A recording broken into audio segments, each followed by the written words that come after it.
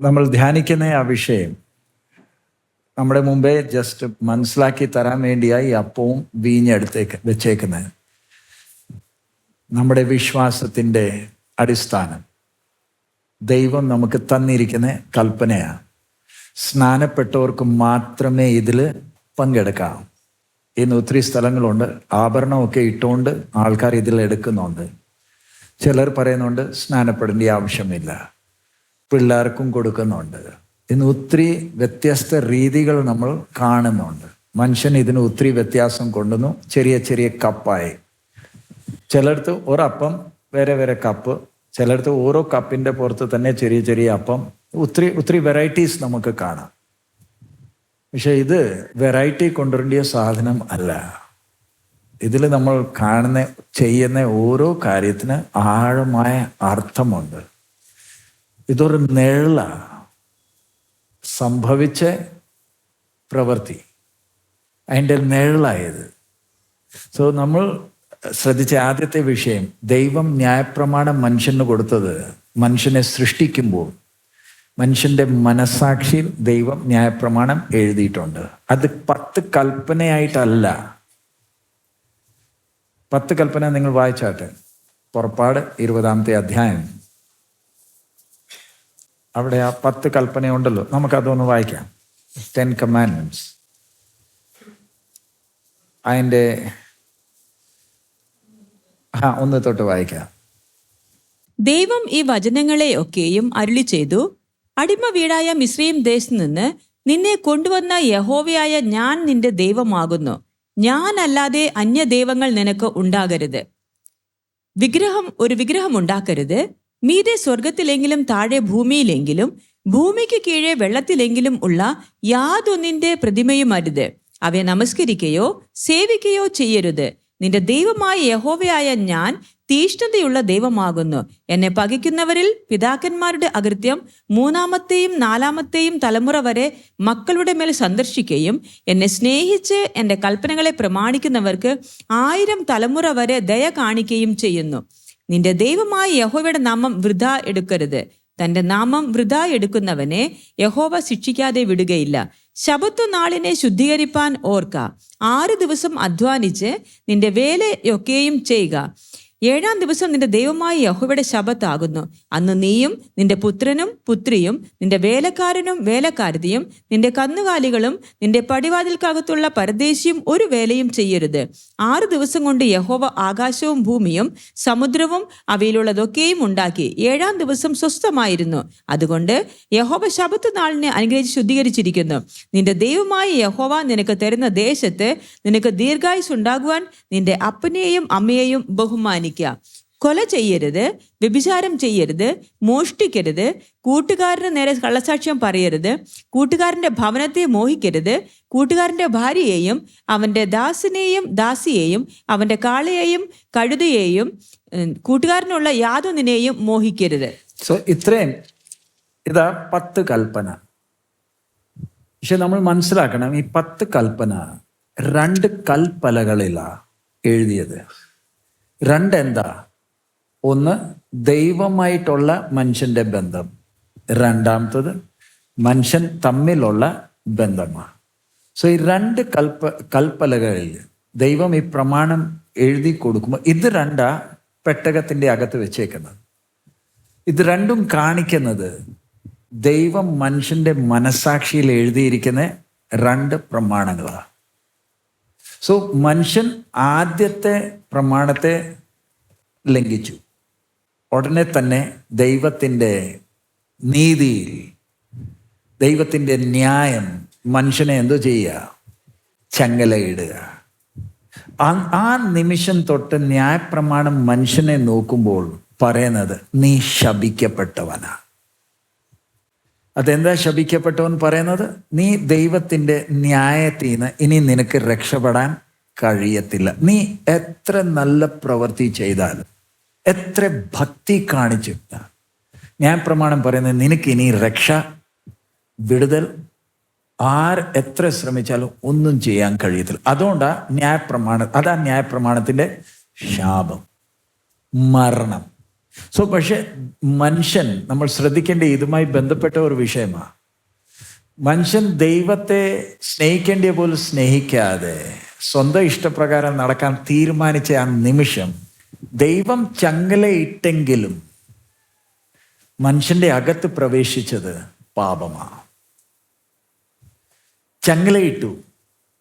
ചങ്ങലയിട്ടപ്പം ഇനി ഇവൻ കാരാഗ്രഹത്തിലാണ്. പക്ഷെ മനുഷ്യൻ ആരുടെ അടിമയായി? പാപത്തിൻ്റെ അടിമയായി. ഒരു മനുഷ്യൻ പാപത്തിൻ്റെ അടിമയാകുമ്പോൾ അതിൻ്റെ അടയാളം എന്താ? ഒരു വ്യക്തിയുടെ അകത്ത് പാപം വാഴുമ്പോൾ അതിൻ്റെ അടയാളം എന്താ? നിങ്ങൾ പറഞ്ഞേ. എൻ്റെ അകത്ത് പാപമുണ്ട്, അതിൻ്റെ അടയാളം എന്താ? ഒന്ന് ഉറക്കെ പറയണം. അതെന്താ? ഈ പാപത്തിൻ്റെ പ്രത്യേകത എന്താ? നമ്മൾ ശ്രദ്ധിക്കാൻ വേണ്ടി ഞാനൊരു എക്സാമ്പിൾ പറയാം. നമ്മളെല്ലാം കോവിഡ് സമയത്ത് മുഖത്ത് ഇതെല്ലാം കെട്ടി നടന്നോ? അതെന്താ? മുഖത്ത് എന്തിനാ ഈ മാസ്ക് ഇട്ടുകൊണ്ട് നടന്നത്? അത് നമ്മുടെ ആരോഗ്യത്തിന് നല്ലതാണോ? മാസ്ക് നമ്മുടെ ആരോഗ്യത്തിന് നല്ലതാണോ? അല്ലല്ലോ. നമ്മൾ വെളിയിൽ വിടുന്ന ആ ശ്വാസം തന്നെ ഇല്ലയോ? പിന്നെ എന്തിനാ ഈ മാസ്ക് ഇട്ടത്? മാസ്കിന്റെ പ്രയോജനം എന്താ? പറഞ്ഞാട്ടെ. കാറ്റിൽ ഈ കോവിഡിൻ്റെ വൈറസ് ഉണ്ട്. ഇത് നമ്മൾ ശ്വസിക്കാതെ ഇരിക്കാൻ വേണ്ടി നമ്മൾ കോവിഡ് ഒരു വ്യക്തിയെ പിടിച്ചു കഴിഞ്ഞാൽ അതിൻ്റെ അടയാളം എന്തുവായിരുന്നു? നിങ്ങൾ പറഞ്ഞേ, കേരളക്കാരാ. ഒരു വ്യക്തിക്ക് കോവിഡ് പിടിച്ചാൽ അതിൻ്റെ അടയാളം എന്തുവായിരുന്നു? മണം നഷ്ടപ്പെടും, പിന്നെ ശ്വാസം. അതാ ഈ അടയാളങ്ങൾ വെച്ചാ നമ്മൾ പറയുന്ന ഈ വ്യക്തിക്ക് എന്തുണ്ട്? കോവിഡ്. പിന്നെ ഓർമ്മയുണ്ടോ? RT-PCR, ലോക്ക്ഡൗൺ, പിന്നെ വേറെ ഒത്തിരി വാക്കുകൾ നമ്മൾ അന്ന് പഠിച്ചല്ലോ. ക്വാറന്റൈൻ, പിന്നെ വുഹാൻ. ഇത് ചിലർ അവരുടെ മക്കൾക്ക് ഇട്ടേക്കുന്ന പേരുകളാ. കാരണം ആ പേരിൽ നിന്ന് മനസ്സിലാവും ഇവൻ അന്ന് ജനിച്ചതാ. വുഹാൻ, ക്വാറന്റൈൻ, ലോക്ക്ഡൗൺ, ഇതെല്ലാം നമ്മൾ പഠിച്ച. കാരണം കാറ്റിൽ എന്തുണ്ടായിരുന്നു? ആ വൈറസ് വന്നു കഴിഞ്ഞാൽ ഇതാ അതിൻ്റെ അടയാളങ്ങൾ. അതുപോലെ തന്നെ ഒരു വ്യക്തിയുടെ അകത്ത് പാപം വന്നിട്ടുണ്ട്, അതിൻ്റെ അടയാളം എന്താ? വൈറസിൽ നിന്ന് രക്ഷപ്പെടാൻ നമ്മളൊരു വാക്സിൻ ഉണ്ടാക്കി, എല്ലാവരെയും നമ്മൾ ഇഞ്ചക്ട് ചെയ്തു. ഇന്ന് കോവിഡ് പോയോ? പിന്നെ എന്താ നമ്മൾ മാസ്ക് ഇടാത്തത്? കോവിഡ് എങ്ങും പോയിട്ടില്ല, അത് ഇപ്പോഴും ഉണ്ട്, അങ്ങനെ തന്നെ ഉണ്ട്. പിന്നെ ഇപ്പോൾ ലോക്ക്ഡൗൺ ഇല്ല, ക്വാറന്റൈൻ ഇല്ല, മാസ്കും ഇല്ല. എന്താ? പറഞ്ഞാട്ടെ.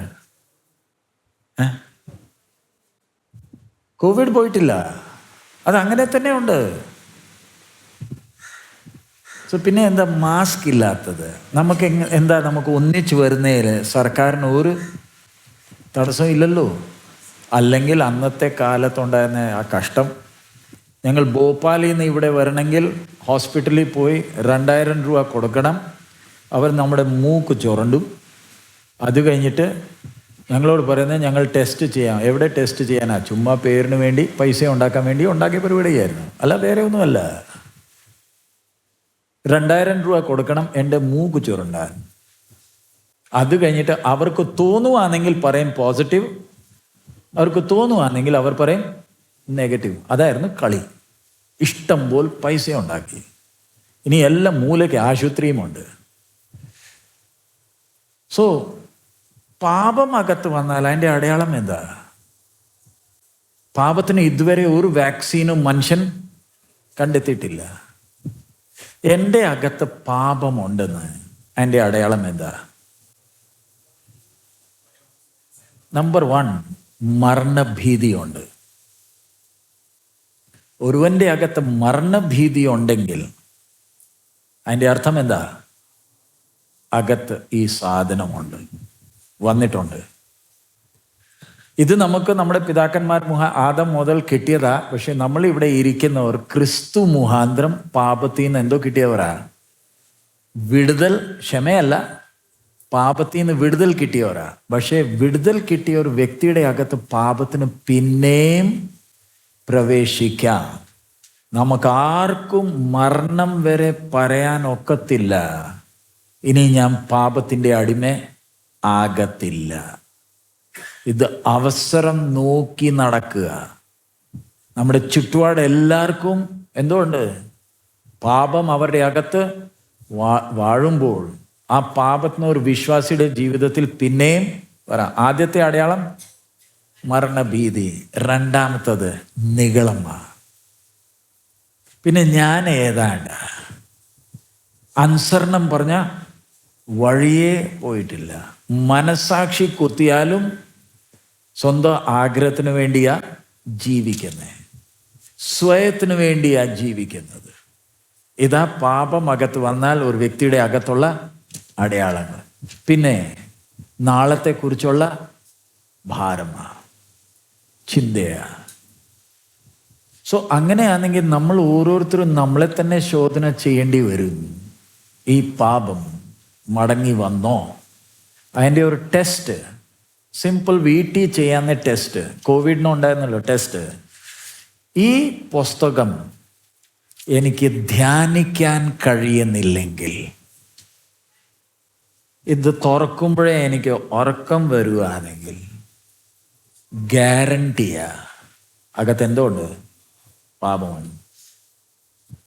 ഈ പുസ്തകം എനിക്ക് പിതാവിൻ്റെ വചനം വായിക്കാൻ എന്തോ ഇല്ല, മനസ്സിൽ വായനയല്ല, എനിക്കിതെന്തോ ചെയ്യാൻ കഴിയുന്നില്ല, ധ്യാനിക്കാൻ കഴിയുന്നില്ല.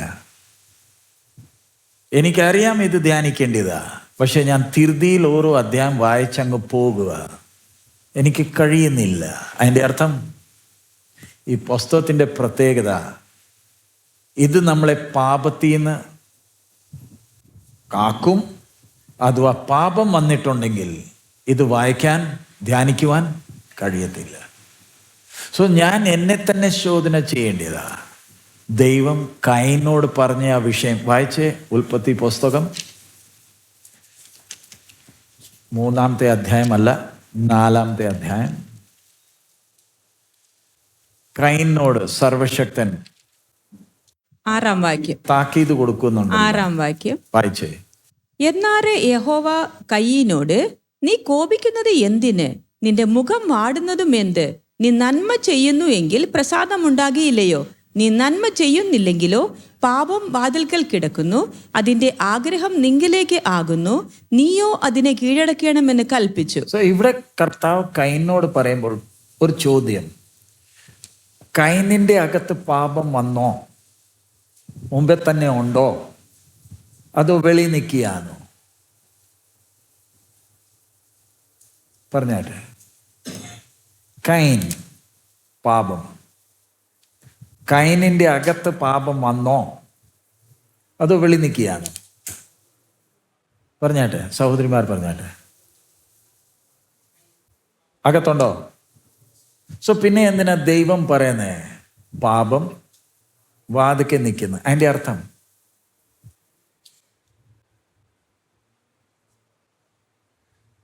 നമ്മുടെ അകത്ത് ഈ പാപം വന്നാൽ, നമ്മൾ ഒരു സമയം ഇതിൻ്റെ അടിമയായിരുന്നു, ഇതകത്ത് വന്നു കഴിഞ്ഞാൽ നമ്മളെ കീഴടക്കി ഇത് വാഴും.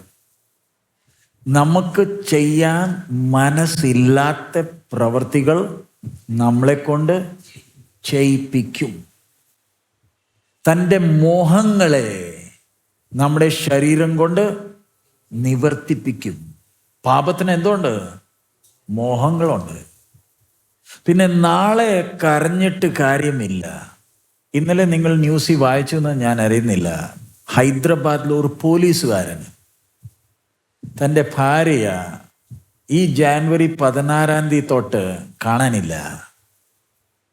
അപ്പനമ്മ അന്വേഷിക്കുമ്പോൾ ഇയാൾ പറയുന്നത് എങ്ങാണ്ട് പോയതാ. പുള്ളിക്കാരൻ ഏതാണ്ട് ഒരു വഴക്കുണ്ടായി, ഭാര്യയെ കൊന്നിട്ട് കഷ്ണം കഷ്ണമാക്കി മുറിച്ച് പ്രഷർ കുക്കറിനകത്ത് ഇട്ട് പുഴുങ്ങി. ആരെ? ഭാര്യയെ. ആര് ചെയ്യിപ്പിക്കുന്നതാ?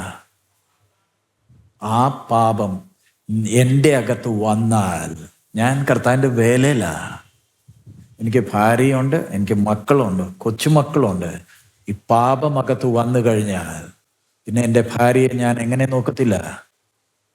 ഇതെൻ്റെ ഭാര്യയായിട്ട് നോക്കത്തില്ല. അതുകൊണ്ടാണ് നമ്മൾ ഒത്തിരി ശ്രദ്ധിക്കേണ്ടത്. ഇന്ന് ഒത്തിരി വിശ്വാസികൾ ശ്രദ്ധിക്കുന്നില്ല, പാപമായിട്ട് കളിയുക. ഏത് നിമിഷം ഈ പാപത്തിനും എന്നെ നിയന്ത്രിച്ച് എന്തോ ചെയ്യാം? എൻ്റെ മോഹത്തെ നിവർത്തിച്ചിട്ട് പിന്നെ എനിക്കുണ്ടാകുന്ന കുറ്റബോധമാണ്. ഇന്ന് ജയിലിൽ എത്ര പേർ അവരുടെ ആ മനസ്സിൽ എന്തുകൊണ്ട്? ആ കുറ്റബോധമുണ്ട്. ഇപ്പം ഞങ്ങളുടെ വീടിൻ്റെ അടുത്ത് തന്നെ ഒരു ചെറിയ, ഞങ്ങൾ കഴിഞ്ഞ ഇങ്ങോട്ട് വരുന്നതിൻ്റെ ഒരാഴ്ച മുമ്പേ വീടിൻ്റെ വെളിയിൽ ഒരു പണി നടക്കുകയായിരുന്നു. ഗവൺമെൻറ്, സർക്കാർ വന്ന് ഓടെ ഉണ്ടാക്കുമായിരുന്നു. ഞാനവിടെ വെളിയിൽ നിൽക്കുമ്പോൾ ഒരു ചെറിയ കൊച്ച് അമ്മയുമായി വഴക്കിടുക. അവൻ ചെറിയ കൊച്ച് പറഞ്ഞാൽ ഒരു 7-8 വയസ്സുണ്ട്. വഴക്കിടുക. അമ്മ 8 മാസം ഗർഭിണിയാ. ഞാനവിടെ നിൽക്കുക. ഏതാണ്ട് ഒരു വിഷയം ഉണ്ടായപ്പോൾ കൊച്ചിന് ദേഷ്യം കയറി അമ്മയുടെ വയറ്റിന് ഇടിക്കുക. അമ്മ അന്നേരം വഴക്ക് പറഞ്ഞപ്പോൾ ഞങ്ങളുടെ മുമ്പേ ചെന്ന് ഇത്ര വലിയ കല്ലെടുത്തോണ്ട് വന്നേക്കുക. ആരുടെ പുറത്തെരിയാൻ? 7-8 വയസ്സേ ഉള്ളൂ. ഇത്ര കല്ലെടുത്തോണ്ട് വന്നേക്കുക. ഞാൻ അവിടെ നിൽക്കുക.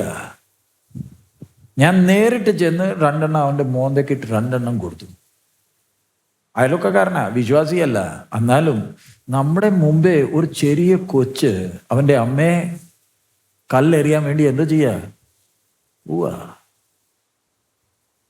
നമ്മുടെ മക്കളുടെ ആ ഫോൺ ഒന്ന് എടുത്തേ. ഫിലിപ്പീൻസിൽ ചെന്നപ്പം അവിടെ ഞാൻ അപ്പനമ്മമാരോട് പറഞ്ഞു, മക്കൾക്ക് എന്തോ കൊടുക്കല്ലേ. മീറ്റിംഗ് കഴിഞ്ഞപ്പോൾ ഒരു പിതാവ് ചെന്ന് മോൻ്റെ ഫോൺ എടുത്തതാ. അവൻ്റെ അമ്മ സൗദിയിലാ. അവൻ നേരെ ചെന്ന് ഇത്ര വലിയ കല്ലെടുത്തോണ്ട് വന്നു. ഞാൻ ഫോട്ടോ ഉണ്ട് ഇതിൻ്റെ അകത്ത്. നിൽക്കുക. ആരുടെ പുറത്തെറിയാൻ? ഇത്രയുമേ ഉള്ളൂ. 5 വയസ്സില്ല. അപ്പൻ്റെ പുറത്ത് എന്തോ എടുക്കുക? ഇവൻ ഇങ്ങനെ പോയാൽ കുറെ കഴിയുമ്പോൾ എന്തോ എടുക്കും?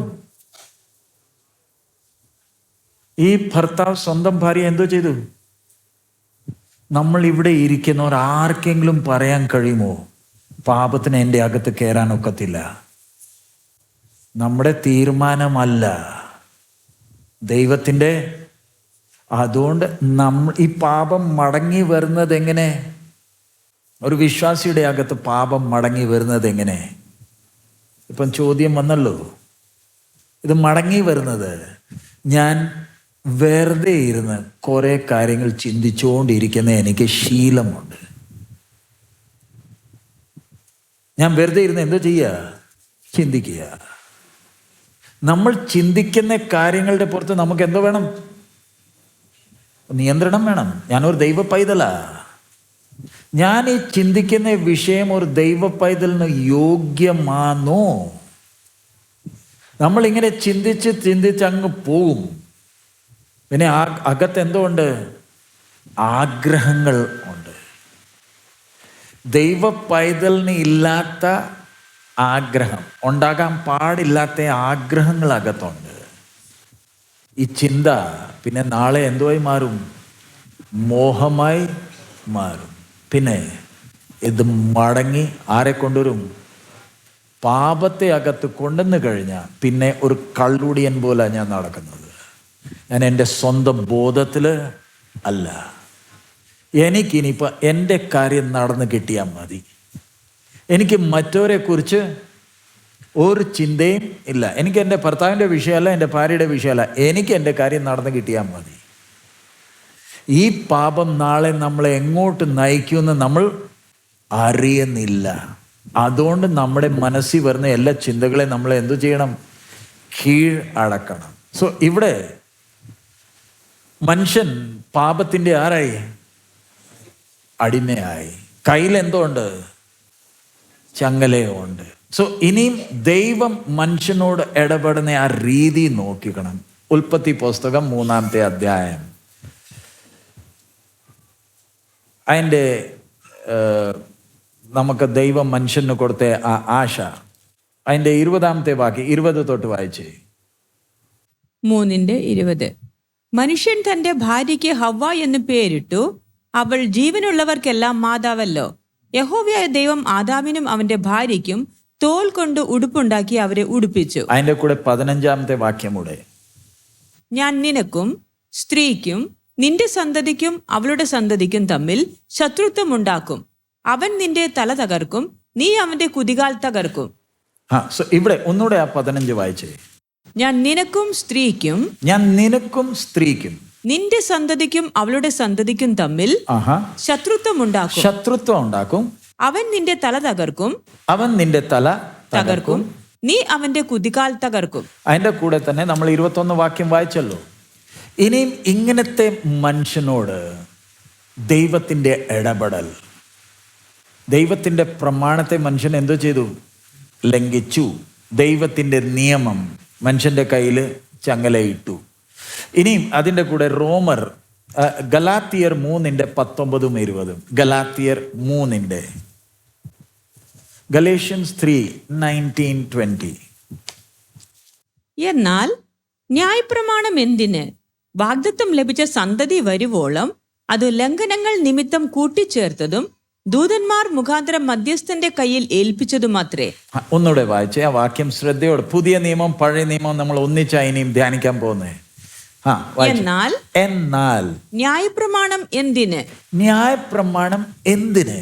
വാഗ്ദത്തം ലഭിച്ച സന്തതി വരുവോളം അത് ലംഘനങ്ങൾ നിമിത്തം കൂട്ടിച്ചേർത്തതും ദൂതന്മാർ മുഖാന്തരം മധ്യസ്ഥന്റെ കയ്യിൽ ഏൽപ്പിച്ചതുമത്രേ. സോ ഇവിടെ നമ്മൾ ഇനിയും ശ്രദ്ധിക്കണം. ഇവിടെയും എഴുതിയേക്കുന്ന വാക്ക് ന്യായപ്രമാണം. നമ്മളെല്ലാവരും ന്യായപ്രമാണം മാത്രമേ ചിന്തിക്കത്തുള്ളൂ. കോൺസ്റ്റിറ്റ്യൂഷൻ ജസ്റ്റ് ന്യായപ്രമാണം പറയുമ്പോൾ അതിൽ എന്തൊക്കെ ഒതുങ്ങിയിട്ടുണ്ടെന്ന് നമ്മൾ ശ്രദ്ധിക്കണം. ഇത് എക്സാമ്പിൾ, ഇത് എൻ്റെ മുമ്പേ നിങ്ങൾ കണ്ടു കാണും. രാഹുൽ ഗാന്ധി എപ്പോഴും കാണിക്കുന്നത് ഇന്ത്യയിലെ കോൺസ്റ്റിറ്റ്യൂഷൻ്റെ കോപ്പിയാണ്, ഭരണഘടന അതിൻ്റെ കോപ്പിയാണ്. ഇത് നമ്മളെല്ലാം ഇന്ത്യയിലുള്ള സിറ്റിസൺസ് നമ്മളിത് അറിഞ്ഞിരിക്കണം. ഇത് എന്നാ നമ്മുടെ രാജ്യത്തിൽ എൻഫോഴ്സ് ചെയ്ത് പ്രായോഗികമാക്കിയത് ഏത് വർഷമാണ്? നമുക്ക് നമ്മുടെ ഇന്ത്യക്ക് സ്വാധീനം കിട്ടിയതെന്ന് 47 ഏത് മാസമാണ്? ഓഗസ്റ്റ് ഇല്ലേ? പിന്നെ ജാനുവരി 26 അതിൻ്റെ പ്രത്യേകത എന്താ? പറഞ്ഞേട്ടോ, ഒന്ന് ഉറക്കെ പറയാം. റിപ്പബ്ലിക് ഡേ പറഞ്ഞാൽ നമുക്ക് 15-ാം തീയതി കിട്ടിയല്ലോ. 1947 എന്തോ കിട്ടി സ്വാതന്ത്ര്യം. പിന്നെ എന്തിനാ 26 ജാനുവരി? ഇന്ത്യയിൽ ഏറ്റവും പഠിത്തമുള്ള സ്റ്റേറ്റായത് പറഞ്ഞാട്ടെ.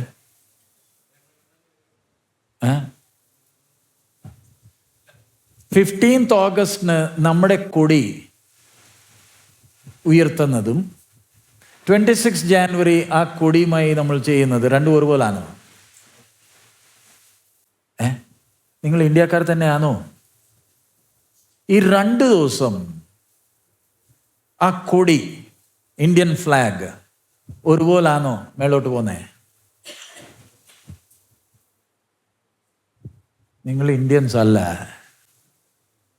15th ഓഗസ്റ്റും 26 ജാനുവരി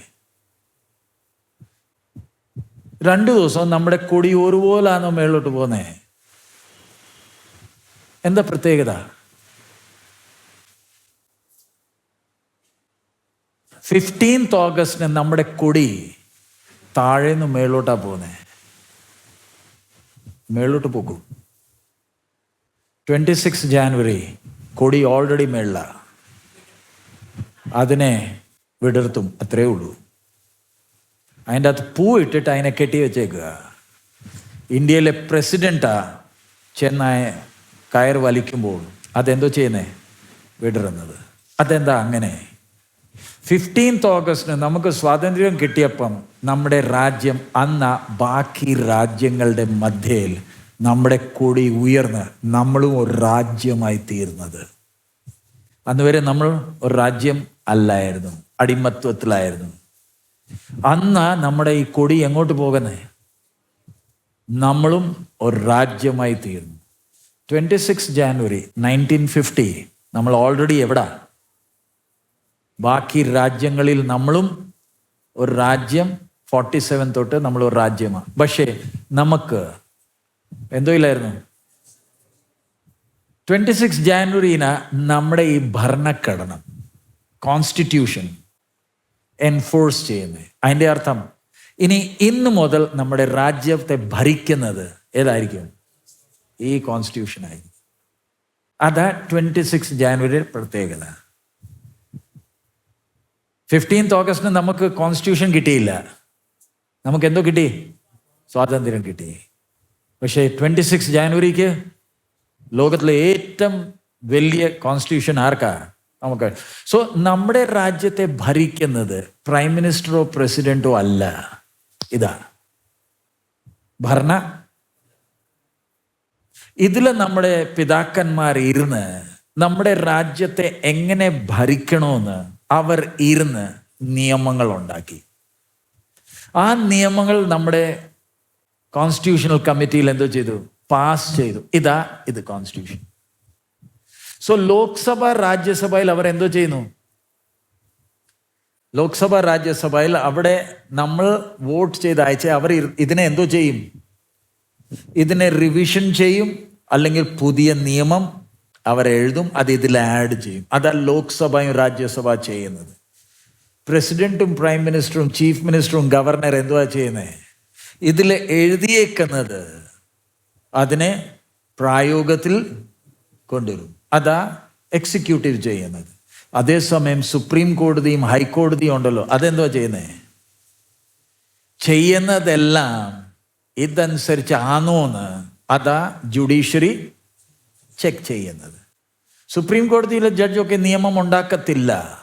ലോക്സഭയെ അവിടെ ഉണ്ടാക്കിയ നിയമം പ്രകാരമാണോ ഇത് ചെയ്തത്, അതാ ശ്രദ്ധിക്കുന്നത്. സോ നമ്മുടെ രാജ്യത്തെ ഭരിക്കുന്നത് ആര്?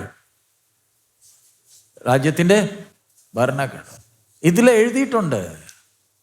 ഇതിൽ നമുക്കിരുന്ന് ഇന്ത്യയിലെ ആയതുകൊണ്ട് നമുക്ക് ഇതിൽ വ്യത്യാസം കൊണ്ടുവരാം.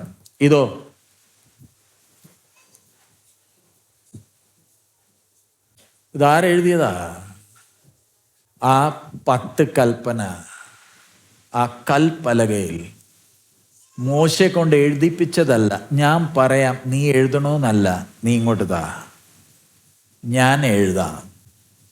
ദൈവം സ്വന്തം കൈകൊണ്ട്, അതിൻ്റെ ആഴം മനസ്സിലാക്കണം, തൻ്റെ സ്വന്തം കൈകൊണ്ട് എഴുതി മനുഷ്യൻ്റെ കയ്യിൽ ഏൽപ്പിച്ചു.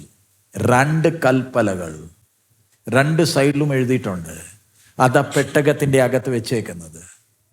ഈ പ്രമാണം ലംഘിച്ചാൽ ശിക്ഷ എന്താ? മരണമാ. അതാ ഏദൻ തോട്ടത്തിൽ മനുഷ്യൻ ദൈവത്തിൻ്റെ പ്രമാണത്തെ എന്തോ ചെയ്തു? ലംഘിച്ചു. സോ ഇനിയും മനുഷ്യൻ അടിമയാ. ഇനിയും ഇവിടെ എഴുതിയേക്കുന്നത്, വായിച്ചേ ആ ഭാഗം, ഗലാത്യർ 3:19 ഒന്നുകൂടെ വായിച്ചേ. എന്നാൽ ന്യായപ്രമാണം എന്തിന്? ന്യായപ്രമാണം എന്തിന്? വാഗ്ദത്തം ലഭിച്ച സന്തതി വരുവോളം, വാഗ്ദത്തം ലഭിച്ച സന്തതി വരുവോളം അത് ലംഘനങ്ങൾ നിമിത്തം കൂട്ടിച്ചേർത്തതും. അതിന്റെ അർത്ഥം നല്ലപോലെ മനസ്സിലാക്കണം. ഞാനിപ്പം ആദാം ജയിലില്ല.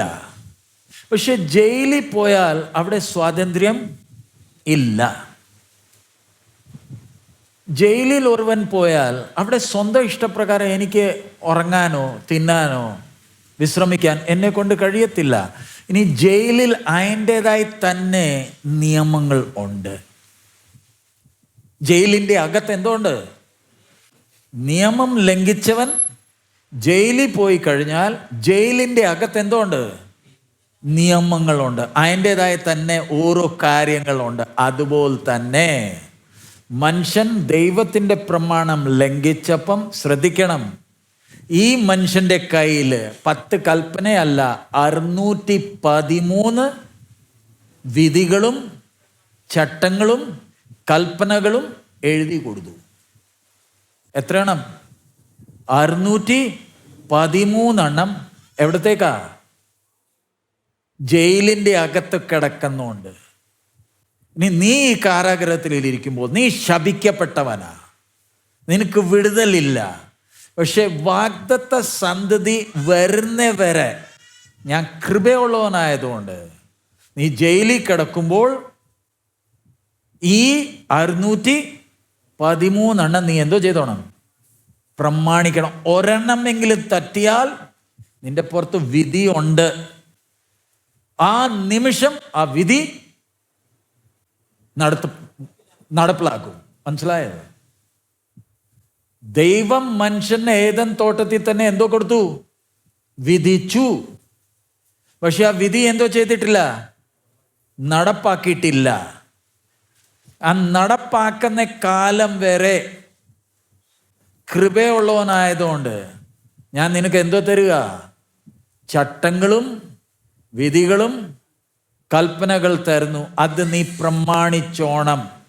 അഥവാ നീ അതിൽ ഒരെണ്ണം ലംഘിച്ചാൽ ആ വിധി ആ നിമിഷം നടപ്പിലാക്കും. അതുകൊണ്ടാ അറിഞ്ഞുകൊണ്ട് ദൈവത്തിൻ്റെ കൽപ്പനകളെ ലംഘിച്ചാൽ, അറിഞ്ഞുകൊണ്ട് ചെയ്താൽ പിന്നെ ക്ഷമയ്ക്ക് ഒരു സാധ്യതയും ഇല്ല. അതുകൊണ്ട് വായിച്ച ആവർത്തന പുസ്തകം 4-ാമത്തെ അധ്യായം, ആവർത്തന പുസ്തകം 4-ാമത്തെ അധ്യായത്തിൻ്റെ 1-ാമത്തെ വാക്യം. ഇനിയും കുറെ വാക്യങ്ങൾ നമുക്ക് വായിക്കാം. ആവർത്തനം ഡ്യൂട്രോണമി ചാപ്റ്റർ 4 വേഴ്സ് 1. ഇപ്പോൾ ഇസ്രായേലേ, നിങ്ങൾ ജീവിച്ചിരിപ്പാനും നിങ്ങളുടെ പിതാക്കന്മാരുടെ ദൈവമായ യഹോവ നിങ്ങൾക്ക് തരുന്ന ദേശം ചെന്ന് കൈവശമാക്കുവാനും തക്കവണ്ണം നിങ്ങൾ അനുസരിച്ച് നടക്കേണ്ടതിന് ഞാൻ നിങ്ങളോട് ഉപദേശിക്കുന്ന ചട്ടങ്ങളും വിധികളും കേൾപ്പിൻ. ചട്ടങ്ങളും വിധികളും. സോ ന്യായപ്രമാണത്തിൽ ജയിലിൽ കിടക്കുന്ന ഈ മനുഷ്യന് സ്ത്രീ സന്തതി വരുന്നവരെ ഇനി എന്തൊക്കെയുണ്ട്? ചട്ടങ്ങളുണ്ട്, വിധികളുണ്ട്. അതിൻ്റെ 5-ാമത്തെ വാക്യം, നിങ്ങൾ കൈവശമാക്കുവാൻ ചെല്ലുന്ന ദേശത്ത് നിങ്ങൾ അനുസരിച്ച് നടപ്പാനായി എന്റെ ദൈവമായ യഹോവ എന്നോട് കൽപ്പിച്ചതുപോലെ ഞാൻ നിങ്ങളോട് ചട്ടങ്ങളും വിധികളും ഉപദേശിച്ചിരിക്കുന്നു. ചട്ടങ്ങളും വിധികളും. 8-ാമത്തെ വാക്യം, ഞാൻ ഇന്ന് നിങ്ങളുടെ മുമ്പിൽ വെക്കുന്ന ഈ സകല ന്യായപ്രമാണവും പോലെ ഇത്ര നീതിയുള്ള ചട്ടങ്ങളും വിധികളും ഉള്ള ശ്രേഷ്ഠ ജാതി ഏതുള്ളൂ? 14-ാമത്തെ വാക്യം, നിങ്ങൾ കൈവശമാക്കുവാൻ കടന്നു ചെല്ലുന്ന ദേശത്ത് നിങ്ങൾ അനുസരിച്ച് നടക്കേണ്ടതിനുള്ള ചട്ടങ്ങളും വിധികളും നിങ്ങളെ ഉപദേശിക്കണമെന്ന് യഹോവ അക്കാലത്ത് എന്നോട് കൽപ്പിച്ചു. 44-ാമത്തെ വാക്യം, 44. മോശ ഇസ്രായേൽ മക്കളുടെ മുമ്പിൽ വെച്ച ന്യായപ്രമാണം ഇതു തന്നെ. 45. ഇസ്രായേൽ മക്കൾ മിസ്രൈമിൽ നിന്ന് പുറപ്പെട്ട ശേഷം മോശ യോർദാൻ അക്കരെ ഹെശ്ബോനിൽ പാർത്തിരുന്ന അമോര്യ രാജാവായ സീഹോന്റെ ദേശത്ത് ബേത് പെയോരിനെതിരെയുള്ള താഴ്വരയിൽ വെച്ച് അവരോട് പറഞ്ഞ സാക്ഷ്യങ്ങളും ചട്ടങ്ങളും വിധികളും ഇവ തന്നെ. സാക്ഷ്യങ്ങൾ, ചട്ടങ്ങൾ, വിധികൾ. സോ ഇത്രയും വാക്യം നമ്മൾ വായിച്ചപ്പം നിങ്ങൾ കൈവശമാക്കാൻ പോകുന്ന ആ ദേശം നിങ്ങൾക്ക് കിട്ടണമെങ്കിൽ എന്തോ ചെയ്തോണം? ചട്ടങ്ങളും വിധികളും സാക്ഷ്യങ്ങളെല്ലാം എന്തോ ചെയ്തോണം? പാലിച്ചോണം. അടുത്തത് ഇനി 5-ാമത്തെ അധ്യായത്തിന്റെ 1-ാമത്തെ വാക്യം, 5:1. മോശ എല്ലാ ഇസ്രായേലിനോടും വിളിച്ചു പറഞ്ഞത് എന്തെന്നാൽ, ഇസ്രായേലേ, ഞാൻ ഇന്ന് നിങ്ങളെ കേൾപ്പിക്കുന്ന ചട്ടങ്ങളും വിധികളും കേൾപ്പീൻ. അവയെ പഠിക്കുകയും പ്രമാണിച്ച് അനുസരിക്കുകയും ചെയ്യുവിൻ. ആ ചട്ടങ്ങളും വിധികളും എന്തോ ചെയ്യണം? ആദ്യമേ പഠിക്കണം. പഠിച്ചിട്ട് പ്രമാണിച്ച് അനുസരിക്കണം. സോ ഈ ജയിലിൽ കിടക്കുന്ന ഈ മനുഷ്യൻ ആദാമിന് ഇനി ചട്ടങ്ങൾ എന്തോ ചെയ്യണം? ഓരോന്നോരോന്നായി പഠിക്കണം. ഓരോന്നോരോന്നായി പഠിച്ച് അതിനെ പ്രമാണിച്ച് അനുസരിക്കണം. ഒരു തെറ്റ് ചെയ്താൽ മതി, ഒരു തെറ്റ്, അതിൻ്റെ വിധി എന്തുവാ?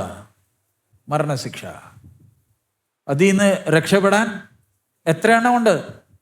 613 ഒന്ന് ചിന്തിച്ച് ഞാനൊരു ചോദ്യം ചോദിക്കുക. നമ്മുടെ പിള്ളേരെ പിടിച്ച് വാക്യങ്ങൾ ചോദിച്ചാൽ ബൈബിളിൻ്റെ എത്ര വാക്യങ്ങൾ അറിയാം? നമ്മുടെ മക്കളെ ഒന്ന് പിടിച്ച് ചോദിച്ചാൽ മതി, ബൈബിളിൻ്റെ വാക്യം ഒന്ന് പറഞ്ഞേ, സങ്കീർത്തനം ഒന്ന് പറഞ്ഞേ. പക്ഷേ എല്ലാവർക്കും ഫേസ്ബുക്കും ഉണ്ട്, ഇൻസ്റ്റാഗ്രാം ഉണ്ട്, ടെലിഗ്രാം ഉണ്ട്, അതെല്ലാം ഉണ്ട്. ദൈവവചനത്തിൻ്റെ നമ്മൾ എത്ര മഹത്വം കൊടുക്കുന്നതെന്ന് അതിൽ നിന്ന് തന്നെ നമുക്ക് മനസ്സിലാകാം. അടുത്തത് ഈ 5-ാമത്തെ അധ്യായത്തിന്റെ 31 വായിച്ചേ, വേഴ്സ് 31. നീയോ ഇവിടെ എൻ്റെ അടുക്കൽ നിൽക്ക, ഞാൻ അവർക്ക് അവകാശമായി കൊടുക്കുന്ന ദേശത്ത് അവർ അനുസരിച്ച് നടപ്പാൻ നീ അവരെ ഉപദേശിക്കേണ്ടുന്ന സകല കൽപ്പനകളും ചട്ടങ്ങളും വിധികളും ഞാൻ നിന്നോട് കൽപ്പിക്കും. 6-ാമത്തെ അധ്യായത്തിന്റെ 1-ാമത്തെ വാക്യം. നിങ്ങൾ കൈവശമാക്കുവാൻ കടന്നു ചെല്ലുന്ന ദേശത്ത് നിങ്ങൾ അനുസരിച്ച് നടക്കേണ്ടതിനും നിന്റെ ജീവകാലമൊക്കെയും നീയും നിന്റെ മകനും മകന്റെ മകനും ഞാൻ നിന്നോട് കൽപ്പിക്കുന്ന നിന്റെ ദൈവമായ യഹോവയുടെ എല്ലാ ചട്ടങ്ങളും കൽപ്പനകളും പ്രമാണിപ്പാൻ തക്കവണ്ണം അവനെ ഭയപ്പെടേണ്ടതിനും. സോ ഇവിടെ അതിന്റെ 20 തൊട്ട് 24 വരെ, 6-ാമത്തെ അധ്യായം 20 തൊട്ട് 24. നമ്മുടെ ദൈവമായ യഹോവ നിങ്ങളോട് കൽപ്പിച്ചിട്ടുള്ള സാക്ഷ്യങ്ങളും ചട്ടങ്ങളും വിധികളും എന്ത് എന്ന് നാളെ നിന്റെ മകൻ നിന്നോട് ചോദിക്കുമ്പോൾ നീ നിന്റെ മകനോട് പറയേണ്ടത് എന്തെന്നാൽ. ഒരു മിനിറ്റ്, നാളെ നിന്റെ മകൻ, ശ്രദ്ധിക്കണം, നമ്മൾ ഓരോരുത്തരും പഴയ നിയമ ഭക്തനോട് ദൈവം ആവശ്യപ്പെടുന്നത്. നമ്മൾ ഇന്ന് എന്തുവാ ചിന്തിച്ചേക്കുന്നേ? ന്യായപ്രമാണം കഴിഞ്ഞു, അതുകൊണ്ട് നമ്മൾ അതിന് ഒരു വിലയും കൊടുക്കുന്നില്ല. ഒരു കൽപ്പന ലംഘിച്ചതാ. 613 എഴുതി കൊടുത്തു. ഇനിയും പറഞ്ഞത്, ഇത് നിന്റെ മക്കളെ നീ ഓരോന്നോരോന്നായി എന്തോ ചെയ്തോണം? പഠിപ്പിച്ചോണം. അത് 21 വായിച്ചേ. നമ്മുടെ ദൈവമായ യഹോവ നിങ്ങളോട് കൽപ്പിച്ചിട്ടുള്ള സാക്ഷ്യങ്ങളും ചട്ടങ്ങളും വിധികളും എന്ത് എന്ന് നാളെ നിന്റെ മകൻ നിന്നോട് ചോദിക്കുമ്പോൾ നീ നിന്റെ മകനോട് പറയേണ്ടത് എന്തെന്നാൽ.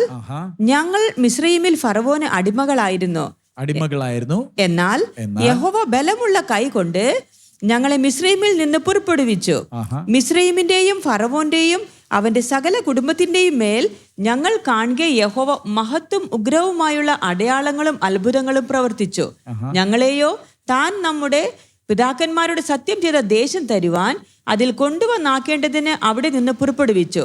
എല്ലായ്പ്പോഴും നമുക്ക് നന്നായി ഇരിക്കേണ്ടതിനും ഇന്നത്തെ പോലെ അവൻ നമ്മെ ജീവനോട് രക്ഷിക്കേണ്ടതിനുമായി നാം നമ്മുടെ ദൈവമായ യഹോവയെ ഭയപ്പെടുവാനും ഈ എല്ലാ ചട്ടങ്ങളെയും ആചരിപ്പാനും യഹോവ നമ്മോട് കൽപ്പിച്ചു. അതിന്റെ 25-ാമത്തെ വാക്യം. നമ്മുടെ ദൈവമായ യഹോവ നമ്മോട് കൽപ്പിച്ചതുപോലെ നാം അവന്റെ മുമ്പാകെ ഈ സകല കൽപ്പനകളും ആചരിപ്പാൻ തക്കവണ്ണം കാത്തുകൊള്ളുന്നു എങ്കിൽ നാം നീതിയുള്ളവരായിരിക്കും. നമ്മൾ നീതിയുള്ളവരായിരിക്കും. എവിടെ ഇരുന്നോണ്ടാ പറയുന്നേ? മനുഷ്യൻ എവിടാ? ജയിലിൽ കിടക്കുക. സോ മനസ്സിലാക്കണം, പഴയ നിയമത്തിൽ ഇനിയിപ്പോൾ ജയിലിൽ വന്നപ്പം 613 എന്തൊക്കെയുണ്ട്? ഇനി യാഗങ്ങൾ അർപ്പിച്ചോണം, ആലയമുണ്ട്, പുരോഹിതന്മാരുണ്ട്, നിന്റെ ആഹാരം കഴിക്കുന്ന രീതി, നിന്റെ വസ്ത്രധാരണ, നിന്റെ മറ്റോരുമായിട്ടുള്ള ബന്ധം, നിന്റെ കൃഷി, എല്ലാത്തിനും എന്തുണ്ട്? നിയമമുണ്ട്. നീ ജയിലില്ല. നിനക്കിനി പണ്ട് നടന്ന പോലെ വെളിയിൽ നടക്കാൻ ഒക്കത്തില്ല. നിന്റെ വസ്ത്രധാരണയും ഈ രീതിയിലായിരിക്കണം, നിന്റെ ആഹാരവും ഈ രീതിയിലായിരിക്കണം. കാരണം നീ ശപിക്കപ്പെട്ടവനാ. നീ എൻ്റെ പ്രമാണത്തെ എന്തോ ചെയ്താ? ലംഘിച്ചോണ്ട് ഇനിയും കാരാഗ്രഹത്തിലാ നീ. ഇവിടെ നിനക്ക് സുഖിക്കാൻ കഴിയത്തില്ല.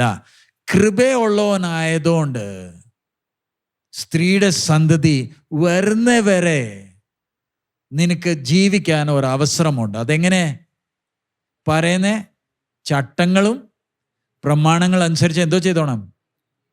അങ്ങനെയാണെങ്കിൽ ഒരു ചോദ്യം, പഴയ നിയമ ഭക്തനോട് ഇത്രയും കർശനത്തോട് ദൈവം ഈ കാര്യങ്ങൾ പറഞ്ഞെങ്കിൽ അവർ ഇതെല്ലാം വരാൻ പോകുന്ന ക്രിസ്തുവിന് വേണ്ടിയുള്ള എന്തുമായിരുന്നു? യാഗം, ബാക്കി ആലയം, എല്ലാ കാര്യങ്ങളും ആരിലാ നിവർത്തിച്ചത്? ക്രിസ്തുവിലാ നിവർത്തിച്ചത്. അവരോട് പെസാടെ വായിച്ചേ, പുറപ്പാട് പുസ്തകം 12-ാമത്തെ അധ്യായം. പെസ ആഘോഷിക്കുമ്പോൾ എങ്ങനെ ആഘോഷിക്കേണ്ടത് അവിടെ ഒന്ന് എഴുതിയിട്ടുണ്ടല്ലോ. ആ ഭാഗം ഒന്ന് എടുക്കാം. പുറപ്പാട് 12 2-ാം വാക്യം. ഈ മാസം നിങ്ങൾക്ക് മാസങ്ങളുടെ ആരംഭമായി ആണ്ടിൽ 1-ാം മാസമായിരിക്കണം. നിങ്ങൾ ഇസ്രായേലിന്റെ സർവ്വസംഘത്തോടും പറയേണ്ടത് എന്തെന്നാൽ, ഈ മാസം 10-ാം തീയതി അതത് കുടുംബത്തിന് ഒരു ആട്ടിൻകുട്ടി വീതം ഓരോരുത്തൻ ഓരോ ആട്ടിൻകുട്ടി എടുക്കണം. ആട്ടിൻകുട്ടിയെ തിന്നുവാൻ വീട്ടിലുള്ളവർ പോരായെങ്കിൽ ആളുകളുടെ എണ്ണത്തിന് ഒത്തവണ്ണം അവനും അവൻ്റെ വീട്ടിന് അടുത്ത അയൽക്കാരനും കൂടി അതിനെ എടുക്കണം. ഓരോരുത്തൻ തിന്നുന്നതിന് ഒത്തവണ്ണം കണക്ക് നോക്കി നിങ്ങൾ ആട്ടിൻകുട്ടിയെ എടുക്കണം. ആട്ടിൻകുട്ടി ഊനമില്ലാത്തതും 1 വയസ്സ് പ്രായമുള്ള ആണുമായിരിക്കണം. അത് ചെമ്മരിയാടോ കോലാടോ ആകാം. ഈ മാസം 14-ാം തീയതി വരെ അതിനെ സൂക്ഷിക്കണം. ഇസ്രായേൽ സഭയുടെ കൂട്ടമെല്ലാം സന്ധ്യാസമയത്ത് അതിനെ അറുക്കണം. അതിൻ്റെ രക്തം കുരയെടുത്ത് തങ്ങൾ തിന്ന വീടുകളുടെ വാതിലിൻ്റെ കട്ടളക്കാൽ 2-ന്മേലും കുറുമ്പടിമേലും പുരട്ടേണം. അന്ന് രാത്രി അവർ തീയിൽ ചുട്ടതായ ആ മാംസവും പുളിപ്പില്ലാത്ത അപ്പവും തിന്നേണം. കയ്പ് ചീരയോട് കൂടെ അത് തിന്നേണം. തലയും കാലും അന്തർഭാഗങ്ങളുമായി തീയിൽ ചുറ്റിട്ടല്ലാതെ പച്ചയായിട്ടോ വെള്ളത്തിൽ പുഴുങ്ങിയതായിട്ടോ തിന്നരുത്.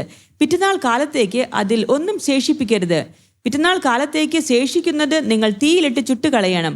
അരക്കെട്ടിയും കാലിന് ചെരുപ്പിട്ടും കയ്യിൽ വടി പിടിച്ചും കൊണ്ട് നിങ്ങൾ തിന്നേണം. തിടുക്കത്തോടെ നിങ്ങൾ തിന്നേണം. അത് യഹോവയുടെ പെസഹ ആകുന്നു.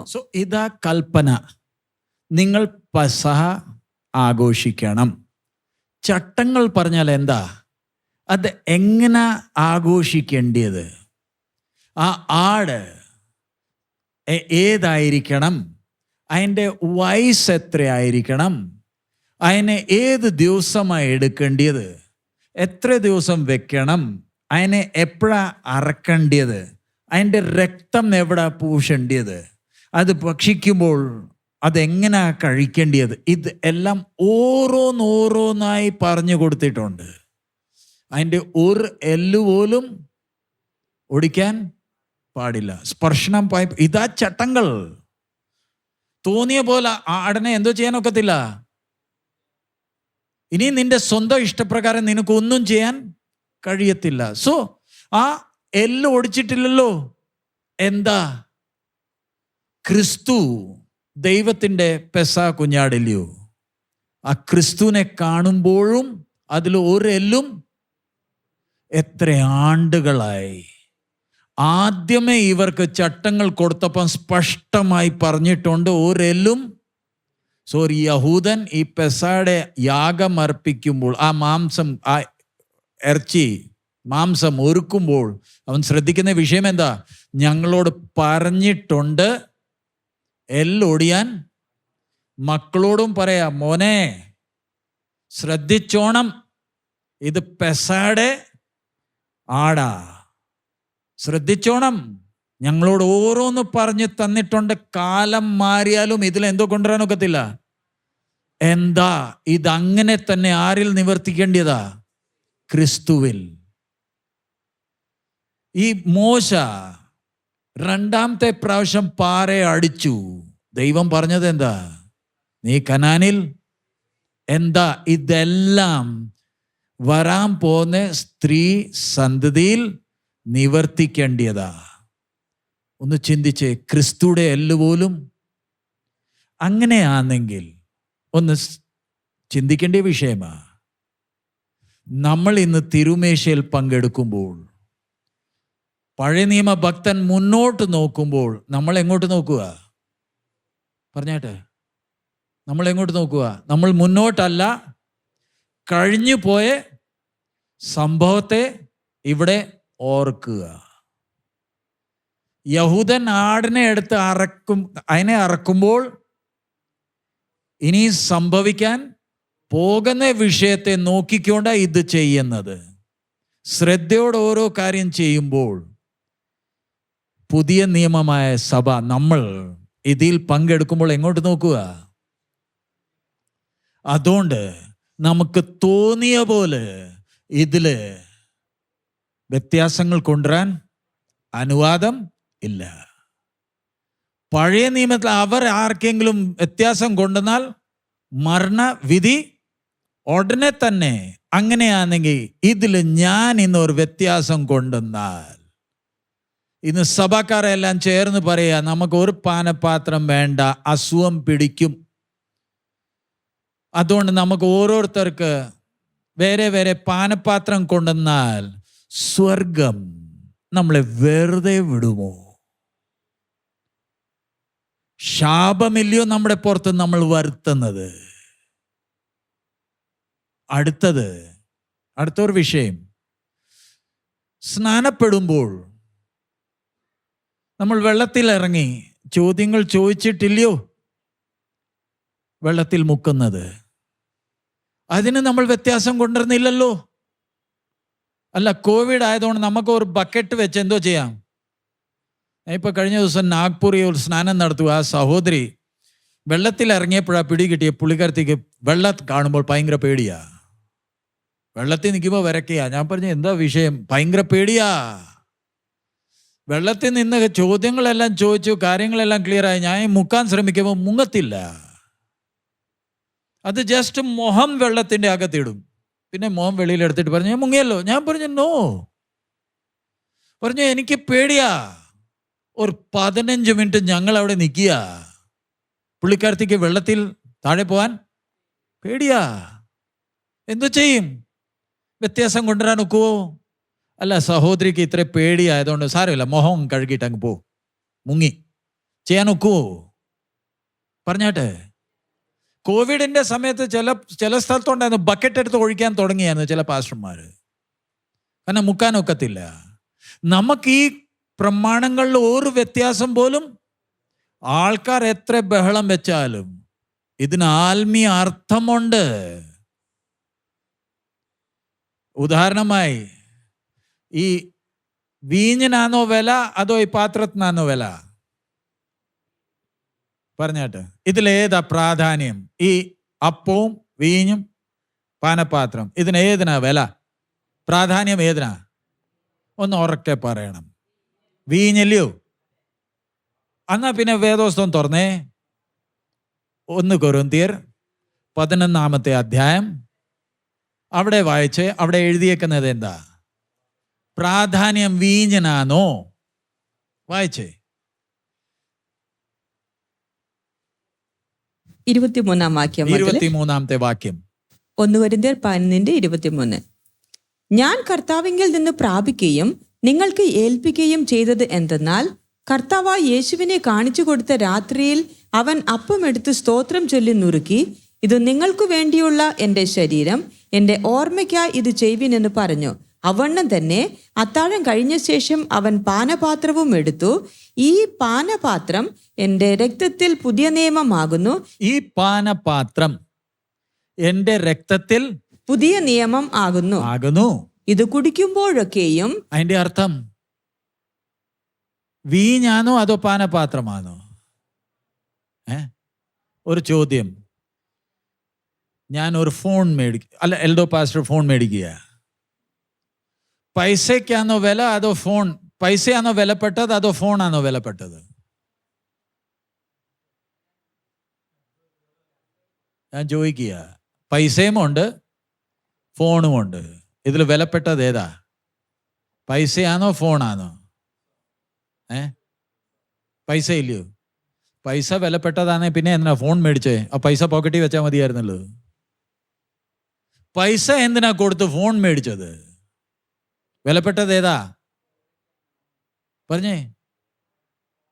ഫോൺ ഇല്ലയോ വിലപ്പെട്ടത്? അതുകൊണ്ട് ഞാൻ എന്തോ കൊടുത്തു?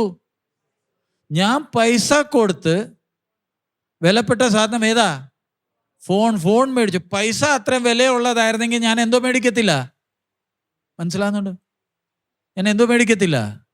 എനിക്ക് ഫോൺ വേണ്ട, കാരണം പൈസയാ വിലപ്പെട്ടത്. ഇത് ഞാൻ എന്തിനാ മറ്റവർക്ക് കൊടുക്കുന്നേ? എനിക്ക് ഇതിനെക്കാട്ടും വിലപ്പെട്ടത് ഏതാ? ഫോൺ വേണം, അതുകൊണ്ട് ഞാൻ എന്തോ കൊടുത്തു. അതുപോലെ തന്നെ ഇതിൻ്റെ അകത്തുള്ള വീഞ്ഞ് ഈ പാത്രത്തിന് വേണ്ടി കൊടുത്ത വിലയാ. ഈ പാത്രം പറയുമ്പോൾ എന്തുവാ? പുതിയ നിയമത്തിൻ്റെ, അവിടെ എഴുതിയേക്കുന്നത് എന്താ? പാനപാത്രം പറയുമ്പോൾ എന്തുവാ അത്? എന്റെ രക്തത്തിൽ പുതിയ നിയമമാകുന്നു. പുതിയ നിയമത്തിൻ്റെ ഉടമ്പടിയാ ഈ പാത്രം നമ്മുടെ മുമ്പേ നിൽക്കുന്നത്. പുതിയ നിയമത്തിൻ്റെ ഉടമ്പടി, ഇതിൻ്റെ അകത്തുള്ള വീഞ്ഞ് ഈ ഉടമ്പടിക്ക് വേണ്ടി കൊടുത്ത വിലയാ. സോ നമ്മൾ ശ്രദ്ധിക്കേണ്ടത്, ഇതിൽ നമുക്ക് നമ്മുടെ തോന്നിയ പോലെ ഇതിൽ വ്യത്യാസം കൊണ്ടുവരാൻ കഴിയത്തില്ലെന്നേ. കാരണം ഇതൊരു ആഴമായ സത്യം നമ്മുടെ മുമ്പേ വയ്ക്കുക. ഇത് നമ്മൾ ഭക്ഷിച്ചു കഴിഞ്ഞ് ആ മേശയെ നോക്കുമ്പോൾ കുറച്ച് ഭാഗം മിച്ചമുണ്ടല്ലോ. ആ മിച്ചമുള്ള ഭാഗം ആരുടേതാ? ഇതിൽ പങ്കെടുക്കാത്തവരുടെ ഭാഗമാ. പിന്നെ അത് ആരാ തീർക്കുന്നത്? മറ്റവരുടെ പുറേ, ആത്മാക്കളുടെ പുറേ അധ്വാനിക്കുന്നവർ, അവർ വന്ന ഈ മിച്ചം തീർക്കുന്നത്. ഇത് എല്ലാവർക്കും പിന്നെ കൊടുക്കാനുള്ളതല്ല. അർത്ഥമുണ്ട്. ഞാൻ ഈ അപ്പം എൻ്റെ മുമ്പേ വരുമ്പോൾ പാസ്റ്റർ നുറുക്കി എൻ്റെ വായിൽ ഇട്ട് തരിക അല്ല. ഞാൻ ആ കൈ നീട്ടുമ്പോൾ ഞാൻ പറയുന്നത് എന്താ? കർത്താവേ, നിന്റെ കൃപയ്ക്കായി സ്തോത്രം. നീ എനിക്ക് വേണ്ടി തൻ്റെ ജീവനെ അർപ്പിച്ചു. ഞാൻ വിശ്വാസത്താൽ എൻ്റെ കൈ നീട്ടുക. ഈ അപ്പം നുറുക്കുന്നത് പറഞ്ഞാൽ ഞാനാ കുറ്റവാളി. ഞാൻ സമ്മതിക്കുന്നുണ്ട്, ഞാനാ നിന്റെ ശരീരത്തെ തകർത്തത്. ഈ പാനപാത്രത്തിൽ നിന്ന് കുടിക്കുമ്പോൾ മനസ്സിൽ അസുഖം പിടിക്കുമെന്ന് ചിന്ത വരുത്തില്ലെന്നേ. ഞാൻ ഇതിൽ നിന്ന് പങ്കെടുക്കുമ്പോൾ എന്നോട് ദൈവം ചെയ്ത ഉടമ്പടി ഞാൻ കുടിക്കുക മാത്രമല്ല സഹോദര, എനിക്ക് വേണ്ടി മാത്രമല്ല, എൻ്റെ കർത്താവ് നിനക്ക് വേണ്ടി വില കൊടുത്തതാ. അതാ ആ പാനപാത്രത്തിൽ നിന്ന് നമ്മൾ തമ്മിൽ എന്തോ ചെയ്യുന്നേ? അത് കഴിഞ്ഞിട്ട് മിച്ചമുള്ളത് എത്ര പേര് ഇതിൽ പങ്കെടുത്തിട്ടില്ല, അവരുടെ ഭാഗം. അത് മാത്രമല്ല, ഒടുവിൽ ഇത് നമ്മളോട് പറയുന്ന കാര്യം എന്താ? നമ്മുടെ കർത്താവ് ഇതുവരെ, നമ്മുടെ കർത്താവ് വേഗം വരുന്നു. ആ വലിയ പ്രത്യാശയോടെ നമ്മൾ ഇതിന്ന്, പക്ഷെ ഇന്ന് കുറച്ച് കുടിച്ചിട്ട് കപ്പം കളഞ്ഞാൽ മതി. കുറച്ച് കുടിച്ചിട്ട് എന്തോ ചെയ്താൽ മതി? മുഴുവൻ കുടിച്ചു. ഞാൻ മറ്റവർക്കൊന്നും വിടുത്തില്ല. ഇത് എനിക്കുള്ളതാ. ഇത് എൻ്റെ സഹോദരനോട് പങ്കിടാനുള്ള പെസാടെ ആ മാംസം മിച്ചം വന്നെങ്കിൽ അത് മറ്റവരോട് പങ്കിടാൻ പറഞ്ഞിട്ടുണ്ടോ? ഉണ്ടല്ലോ അതില്. എനിക്ക് മുഴുവനും ഭക്ഷിക്കാൻ കഴിഞ്ഞില്ലെങ്കിൽ എന്തോ ചെയ്യണം? പറഞ്ഞിട്ടുണ്ടോ? ആ പെസ ആണോ ഇത്? ഞാനിത് കുടിച്ചിട്ട് പാനപാത്രം എവിടെ? അസുഖം പിടിക്കും. അടുത്തത്, മൂന്നാമത്തെ വിഷയം.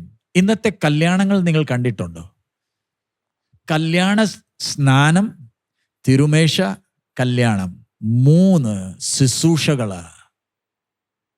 അത് വരാൻ പോകുന്ന സത്യത്തെ വെളിപ്പെടുത്തുന്ന ശുശ്രൂഷകളാ. അത് വികാരം ഞങ്ങൾ കല്യാണ ശുശ്രൂഷ നടത്തുമ്പോൾ ഉപവാസത്തോടെയാണ് നടത്തുന്നത്. കാരണം ഇത് ഒരു വലിയ സത്യത്തെ വെളിപ്പെടുത്തുന്ന ദിവസമാ. ജനം വന്ന് ഇരിക്കുമ്പോൾ നടക്കാൻ പോകുന്ന യാഥാർത്ഥ്യത്തിൻ്റെ നിഴല ഈ മണവാളനും മണവാട്ടിയും. ഈ ശുശ്രൂഷയിൽ നമുക്ക് തോന്നിയ പോലെ ആചാരങ്ങൾ ചെയ്യാൻ അനുവാദം ഇല്ല. ചെയ്താൽ ഉള്ള ശാപമെല്ലാം വരുത്തി വയ്ക്കും. കാരണം ഇത് നിഴലാ. ആ മണവാട്ടി ആർക്ക് വേണ്ടി നിൽക്കുക? ദൈവസഭയ്ക്ക് വേണ്ടി. മണവാളൻ ആരുടെ നിഴലാ? ക്രിസ്തുവിൻ്റെ. ഇന്നത്തെ കാലം നമ്മൾ കല്യാണം നോക്കിയാൽ നിഴലാണോ? ആ മണവാട്ടി വരുമ്പോൾ അവളുടെ കൂടെ കുറെ എണ്ണങ്ങളുണ്ട്. ഇവരേതാ?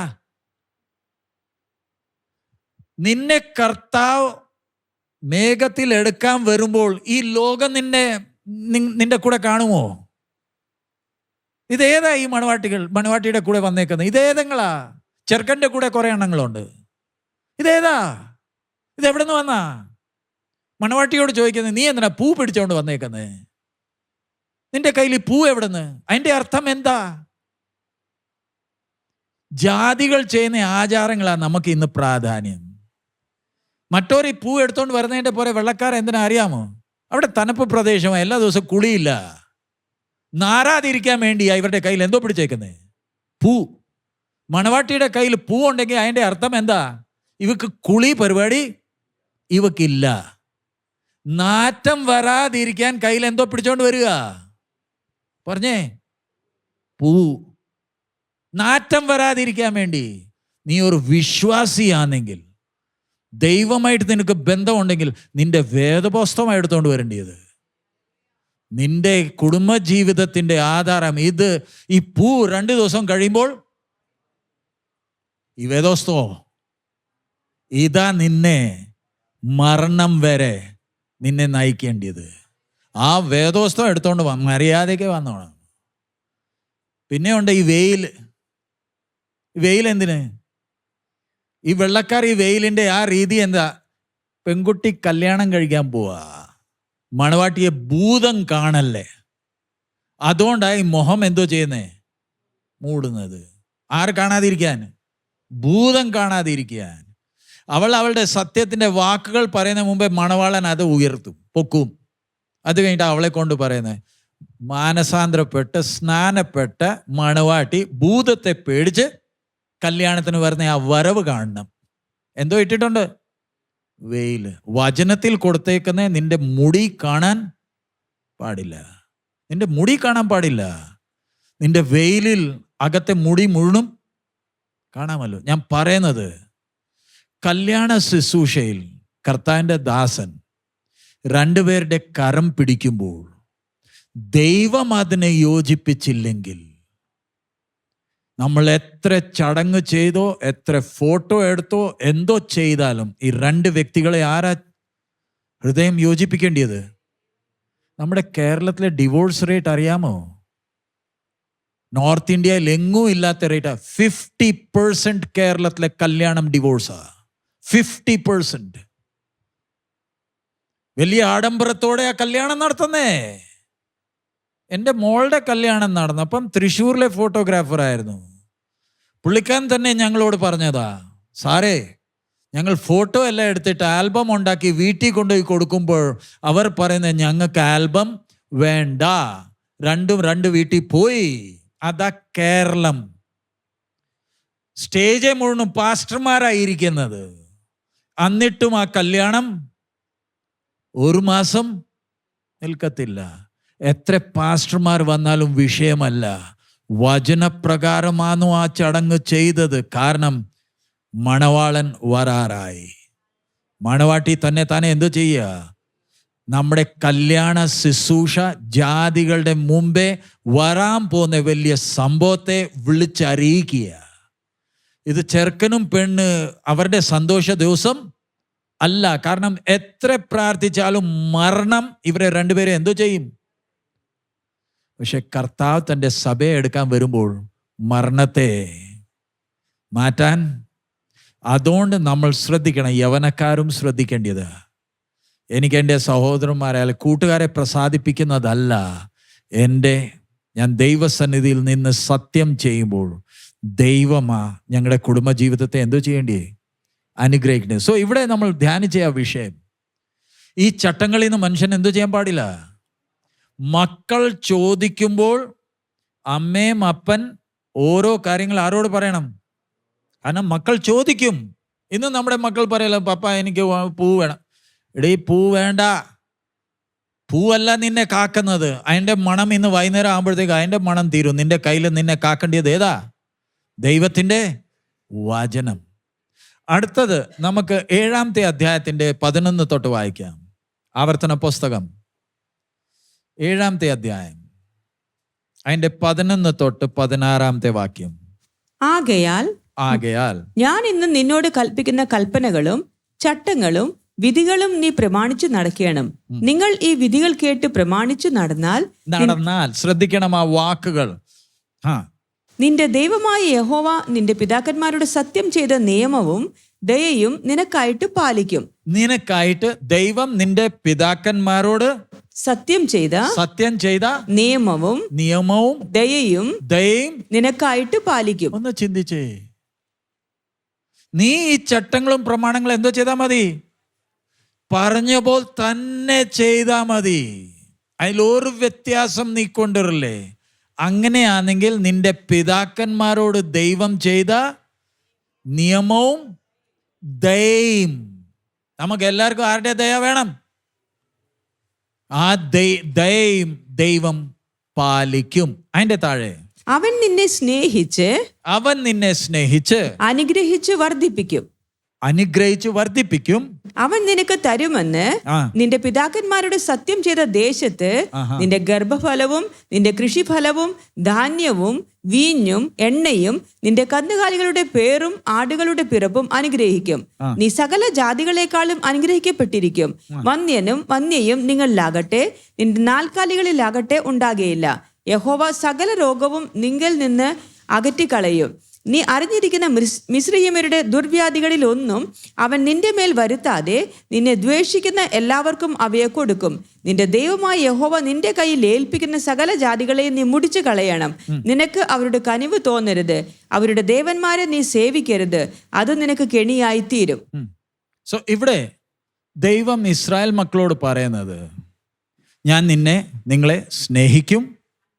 ഭൗതികമായി എന്തോ ചെയ്യും? ഒരു ചോദ്യം, നമ്മൾ ഈ ഭൂമിയിലുള്ളപ്പം ദൈവം നമ്മളെ ഭൗതികമായി അനുഗ്രഹിക്കുമോ? ഒരു ചോദ്യം ഞാൻ പിന്നെയും ചോദിക്കുക. നമ്മൾ ദൈവമക്കൾ ഈ ഭൂമിയിലുള്ള കാലം ദൈവം നമ്മളെ ഭൗതികമായി അനുഗ്രഹിക്കുമോ? ഇല്ല. സഹോദരിമാർ പറഞ്ഞാട്ടെ, ഒന്ന് ഉറക്കെ പറയണമെന്നേ. കാരണം നമ്മുടെ അകത്തുണ്ട്, ഈ ലോകത്തിൽ നമുക്ക് ദുഃഖമേ ഉള്ളൂ. ആർക്കെങ്കിലും ഒരു ഭൗതിക നന്മ ഉണ്ടായാൽ അതിൻ്റെ അർത്ഥം നമ്മൾ ഉടനെ തന്നെ ചാടിക്കയറി പറയുന്നത് എന്താ? അത് സാത്താനാ. കാരണം നമ്മുടെ മനസ്സിൽ ഇരിക്കുന്ന ഒരു ദൈവ പൈതലിന് ഈ ഭൂമിയിൽ എന്തോ ഇല്ല പറഞ്ഞേ, ഇല്ലേ? ഉണ്ടോ? ഇല്ലേ? ഒന്ന് ഇന്ന് തീരുമാനിക്കുക. ഒരു ദൈവ പൈതലിന് ദൈവം ഈ ഭൂമിയിൽ ഭൗതികമായി അനുഗ്രഹിക്കുമോ? അനുഗ്രഹിക്കുന്നവർ കൈപ്പൊക്കിക്കേ. അത്രേ ഉള്ളൂ. എല്ലാവരും ഇല്ല. ബാക്കി എല്ലാവരും എന്താ? നമ്മൾ ശ്രദ്ധിക്കണം. ദൈവം പറയുന്നത് എന്താ? നീ ഈ അനുഗ്രഹത്തിന്റെ പ്രാസംഗ്യന്മാർ പ്രസംഗിക്കുന്നതിൽ വരെ തെറ്റുണ്ടോ?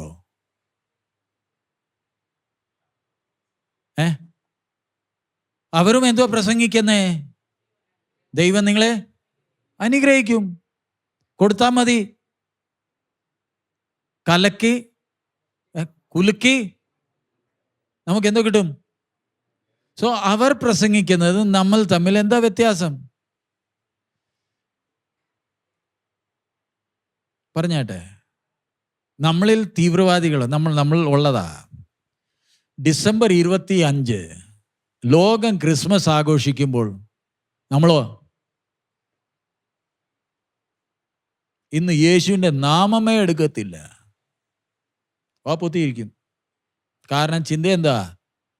ഇന്ന് യേശുവിൻ്റെ നാമം എടുത്താൽ എങ്ങോട്ട് പോവും? നരകത്തിൽ പോവും. അതുകൊണ്ട് നമ്മൾ ഡിസംബർ 25 ലോകം അല്ലെ മറ്റവരോട് യേശുവിനെ കുറിച്ച് പറയുമ്പോൾ നമ്മൾ പറയുന്നത് നമുക്ക് 360 ഇല്ലേ, നമുക്ക് ക്രിസ്മസ് ദിവസം ഒന്നും ചെയ്യണ്ട. ചിലരുണ്ട് അന്ന് ആരാധനയില്ല അന്ന് ചർച്ചിൽ. ഞാൻ ക്രിസ്മസ് ആഘോഷിക്കുന്നില്ലെങ്കിലും എനിക്ക് അന്ന് മറ്റൊരോട് ക്രിസ്തുവിനെ കുറിച്ച് പറയാമോ? പറഞ്ഞാൽ നരകത്തിൽ പോകുമോ? പിന്നെ എന്താ അന്ന് പറയാത്തത്? ഞാൻ ക്രിസ്മസ് ആഘോഷിക്കത്തില്ല, എനിക്ക് അതിൻ്റെ ആഘോഷണം വേണ്ട. പക്ഷെ അന്ന് എനിക്ക് കിട്ടിയ അവസരം ക്രിസ്മസ് മാത്രമല്ല, എന്നെ ക്രിസ്തുവിനെ കുറിച്ച് പറയാനുള്ള അവസരം ഏത് കിട്ടിയാലും ഞാൻ അന്ന് ആരെക്കുറിച്ച് പറയും? സോ അതുപോലെ തന്നെ ഒരു ചോദ്യം, ദൈവം ഭൗതികമായി അനുഗ്രഹിക്കുമോ? ഈ ഭൗതിക നന്മക്കാർക്ക് പിന്നെ എന്താ പ്രശ്നം? അവർ പറയുന്നത് ശരിയല്ലയോ? ഇല്ലേ? കഴിഞ്ഞ ദിവസം ഒരാൾ പറഞ്ഞു, വലിയ പ്രാസംഗ്യനാ, പറയുന്നത്, പേര് പറയുന്നത് എന്താ, എം എ വർഗീസ്, വേറെ ആരുമല്ല. ദൈവത്തിന് കൊടുക്കുമ്പോൾ എന്തോ കൊടുക്കണം? നല്ല ബാങ്കിൽ പോയി കൊണ്ടുവന്ന നോട്ട്, പുതിയ നോട്ട് വേണം. കാരണം നമ്മുടെ പിതാവ് പുതിയ നോട്ട് കണ്ടാലേ ദൈവത്തിന് ഒരു പ്രസാദമുള്ളൂ. പഴയ കീറിയ മടങ്ങിയ നോട്ടൊക്കെ നമ്മുടെ ദൈവത്തിന്, നമ്മുടെ പിതാവിന് വേണ്ട. സോ പുത്തൻ കൊടുത്താൽ ദൈവം നമുക്ക് എന്തോ തരും? പുത്തൻ തരും. അതുകൊണ്ട് നേരെ സ്റ്റേറ്റ് ബാങ്കിൽ എല്ലാ മാസം പോകണം, ഫെഡറൽ ബാങ്കിൽ പോയി അവരോട് എന്തോ പറയണം? സ്തോത്രാഴ്ച ഇടാൻ വേണ്ടി എനിക്ക് എന്തോ വേണം? അത് ചെയ്യാൻ ഒത്തിരി പേരുണ്ട്. ഇതെല്ലാം വാരി ഇവർ പോക്കറ്റ് ഇട്ടുകൊണ്ട് ഇവരുടെ വഴിക്ക് പോകും. ഇവർ പറയുന്ന ഉപദേശത്തിന് തെറ്റെവിടാ? അവർ പറയുന്നത് ദൈവം അനുഗ്രഹിക്കും. വചനം പറയുന്നത് ദൈവത്തിൻ്റെ പ്രമാണമനുസരിച്ച്, ദൈവവചനമനുസരിച്ച് ഞാൻ നടന്നാൽ എനിക്ക് ഭൗതിക നന്മ തരണോ വേണ്ട, അത് ആർ നോക്കിക്കോളും. ഒരു വിശ്വാസിയുടെ ലക്ഷ്യം അനുഗ്രഹം അല്ല. പക്ഷെ ഞാൻ ദൈവവചനത്തിന് പ്രാധാന്യം കൊടുത്താൽ, പൈസയല്ല, അനുഗ്രഹമല്ല, ഞാൻ ദൈവഹിത പ്രകാരം നടക്കേണ്ടിയ പോലെ നടന്നാൽ എൻ്റെ പിതാവ് തക്ക സമയത്ത് എല്ലാം, ഇല്ലയോ, ആദ്യമേ അവൻ്റെ രാജ്യവും. സോ ഇവിടെ ദൈവം ഇസ്രായേൽ മക്കളോട് പറയുന്നത്, വായിച്ചേ ആ ഭാഗം, പിന്നെയും വായിച്ചേ. ജയിലിൽ കിടക്കുന്നവരോട് പറയുക, നിങ്ങൾ ഈ വിധികൾ കേട്ട് പ്രമാണിച്ചു നടന്നാൽ നിന്റെ ദൈവമായ യഹോവ നിന്റെ പിതാക്കന്മാരോട് സത്യം ചെയ്ത നിയമവും ദയയും നിനക്കായിട്ട് പാലിക്കും. അവൻ നിന്നെ സ്നേഹിച്ച് അനുഗ്രഹിച്ച് വർദ്ധിപ്പിക്കും. അവൻ നിനക്ക് തരുമെന്ന് നിന്റെ പിതാക്കന്മാരോട് സത്യം ചെയ്ത ദേശത്ത് നിന്റെ ഗർഭഫലവും നിന്റെ കൃഷിഫലവും ധാന്യവും വീഞ്ഞും എണ്ണയും നിന്റെ കന്നുകാലികളുടെ പേരും ആടുകളുടെ പിറപ്പും അനുഗ്രഹിക്കും. നീ സകല ജാതികളെക്കാളും അനുഗ്രഹിക്കപ്പെട്ടിരിക്കും. വന്ധ്യനും വന്ധ്യയും നിങ്ങളിലാകട്ടെ നിന്റെ നാൽക്കാലികളിലാകട്ടെ ഉണ്ടാകുകയില്ല. യഹോവ സകല രോഗവും നിങ്ങൾ നിന്ന് അകറ്റിക്കളയും. നീ അറിഞ്ഞിരിക്കുന്ന മിസ്രീമ്യരുടെ ദുർവ്യാധികളിലൊന്നും അവൻ നിന്റെ മേൽ വരുത്താതെ നിന്നെ ദ്വേഷിക്കുന്ന എല്ലാവർക്കും അവയെ കൊടുക്കും. സോ അവിടെ ആ ലിസ്റ്റ് കൊടുത്തിട്ടുണ്ട്. സോ ദൈവ പൈതൽ, ക്രിസ്തുവിനെ അറിഞ്ഞവൻ, തിരുമേശയിൽ പങ്കെടുക്കുന്നവൻ, സ്നാനപ്പെട്ടവന്റെ ലക്ഷ്യം ഇനി ഭൗതിക നന്മകൾ അല്ല, എനിക്ക് ദൈവത്തിൻ്റെ വചനപ്രകാരം ജീവിച്ച മതി. ഞാൻ ഇതെല്ലാം ചെയ്യുന്നത് എങ്ങനെയെങ്കിലും ദൈവം എന്നെ അനുഗ്രഹിക്കാൻ വേണ്ടി അല്ല. കാരണം ഞാൻ രക്ഷപ്പെട്ടവനാ. ഇനി ഏത് അനുഗ്രഹം? എനിക്ക് ഏറ്റവും വലിയ അനുഗ്രഹം കിട്ടിയത് ഏതാ? ദൈവത്തിൻ്റെ ന്യായവിധിന്ന് ഞാൻ എന്തോ ചെയ്തു? ഇതിനെക്കാട്ടും വലിയ അനുഗ്രഹം വേറെ ഒന്നുമില്ല. എൻ്റെ ജീവിതത്തിൽ ഞാൻ പ്രാധാന്യം കൊടുക്കുന്നത് ദൈവഹിതപ്രകാരം എനിക്ക് ജീവിച്ച മതി. നമ്മളെ വിളിച്ചവൻ വിശ്വസ്തനാണോ? അടുത്തത് 8-ാമത്തെ അധ്യായത്തിന്റെ 1-ാമത്തെ വാക്യം. 8:1 നിങ്ങൾ ജീവിച്ചിരിക്കുകയും വർദ്ധിക്കുകയും യഹോവ നിങ്ങളുടെ പിതാക്കന്മാരോട് സത്യം ചെയ്ത ദേശം ചെന്ന് കൈവശമാക്കുകയും ചെയ്യേണ്ടതിന് ഞാൻ ഇന്ന് നിങ്ങളോട് കൽപ്പിക്കുന്ന സകല കൽപ്പനകളും നിങ്ങൾ പ്രമാണിച്ചു നടക്കണം. സകല കൽപ്പനകൾ. 11:1 ആകയാൽ നിന്റെ ദൈവമായ യഹോവയെ നീ സ്നേഹിച്ച് അവന്റെ പ്രമാണവും ചട്ടങ്ങളും വിധികളും കൽപ്പനകളും എല്ലായ്പ്പോഴും പ്രമാണിക്കണം. അവിടെ എഴുതിയേക്കുന്ന എന്തൊക്കെയാ? പ്രമാണവും ചട്ടങ്ങളും, പ്രമാണവും ചട്ടവും വിധികളും കൽപ്പനകളും. 4 കാര്യം അവിടെ എഴുതിയിട്ടുണ്ട്. ഒന്നുകൂടെ വായിച്ചേ, എന്തൊക്കെയാ? ആകയാൽ നിന്റെ ദൈവമായ യഹോവയെ നീ സ്നേഹിച്ച് അവന്റെ പ്രമാണവും അവന്റെ പ്രമാണവും ചട്ടങ്ങളും വിധികളും കൽപ്പനകളും എല്ലായ്പ്പോഴും പ്രമാണിക്കണം. എല്ലായ്പ്പോഴും. സോ ഈ 4 ഉണ്ട്. ഇനി അടുത്തത്, ഈ വിധികൾ പറഞ്ഞാൽ എന്താ? നിങ്ങൾ ആരെങ്കിലും അഡ്വക്കേറ്റിന്റെ ഓഫീസിൽ ചെന്നാൽ അവരുടെ ഓഫീസിൽ സുപ്രീം കോടതിയും ഹൈക്കോടതിയുടെ വിധികൾ അവർ ബുക്കായി ബൈൻഡ് ചെയ്ത് വെച്ചിട്ടുണ്ട്. അതവർ പഠിക്കുന്നുണ്ട്, ശ്രദ്ധിക്കുന്നുണ്ട്. സുപ്രീം കോടതി കൊടുത്ത വിധി എന്താ, ഈ വിധിയുടെ ആധാരം എന്തായിരുന്നു, അത് വെച്ചാ വരുന്ന കേസ് അവർ ജഡ്ജിന്റെ മുമ്പേ ഇവർ വാദിക്കുമ്പോൾ ഈ അഡ്വക്കേറ്റ്സ് എന്തോ ചെയ്തിട്ടുണ്ട്? സുപ്രീം കോർട്ടും ഹൈക്കോടതിയുടെ ഓരോ വിധികൾ അത് ഇവർ എന്തോ ചെയ്തിട്ടുണ്ട്? പഠിച്ചിട്ടുണ്ട്. അതുപോലെ തന്നെ നമ്മൾ ഓരോരുത്തരും പുതിയ നിയമവിശ്വാസിയാണെങ്കിലും ദൈവത്തിൻ്റെ ഓരോ വിധികൾ നമ്മൾ ശ്രദ്ധയോടെ പഠിക്കേണ്ടതാ. കാരണം ദൈവം തൻ്റെ വിധിനെ എന്തോ ചെയ്യത്തില്ല, തിരുത്തത്തില്ല. പ്രമാണം വേറെ, വിധികൾ വേറെ. ആ വിധികൾ മനസ്സിലാക്കി പഠിച്ച് നമ്മൾ നടന്നാൽ ഭാരപ്പെടണ്ട. കാരണം ദൈവത്തിൻ്റെ വിധിയാ ദൈവം അത് വെളിപ്പെടുത്തിയത്. അതേത് ആധാരത്തിലാണ് ചെയ്ത് നമ്മൾ എന്തോ ചെയ്യണം? മനസ്സിലാക്കണം. സോ വചനത്തിൽ നമ്മൾ കാണുന്ന ഓരോ കാര്യങ്ങൾ ദൈവത്തിൻ്റെ ചട്ടമാണോ, അത് ദൈവത്തിൻ്റെ വിധിയാണോ, ദൈവത്തിൻ്റെ കൽപ്പനയാണോ, അത് നമ്മൾ ശ്രദ്ധയോടെ എന്തോ ചെയ്യേണ്ടതാ? മനസ്സിലാക്കി അതനുസരിച്ച് നമ്മുടെ ജീവിതത്തെ എന്തോ ചെയ്യണം? ക്രമപ്പെടുത്തണം.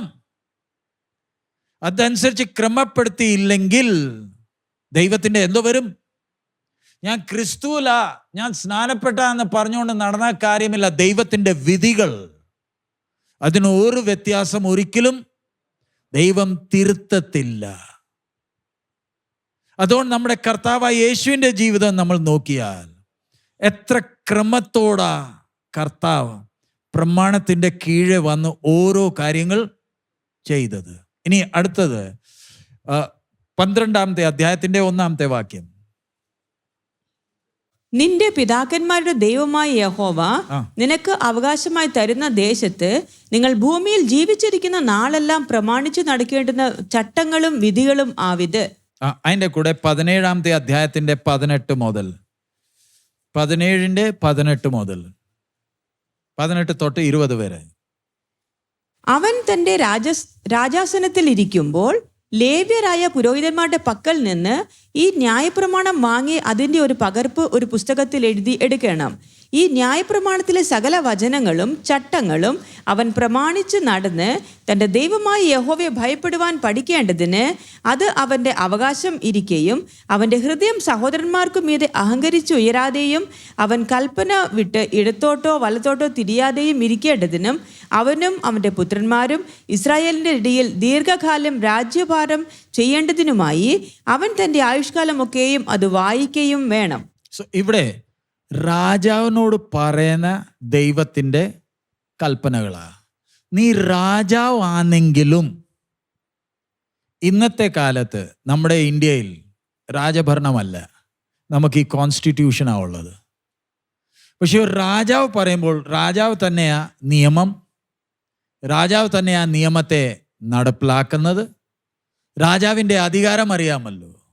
സർവശക്തനായ ദൈവം ഇസ്രായേൽ ജനത്തിൻ്റെ രാജാവിനോട് പറയാം, അവൻ രാജാവാണെങ്കിലും, അവൻ ഇത്രയും അധികാരം ഉണ്ടെങ്കിലും ലേവ്യർ ഇന്ന് എന്തോ ചെയ്യണം? 18-ാമത്തെ വാക്യം.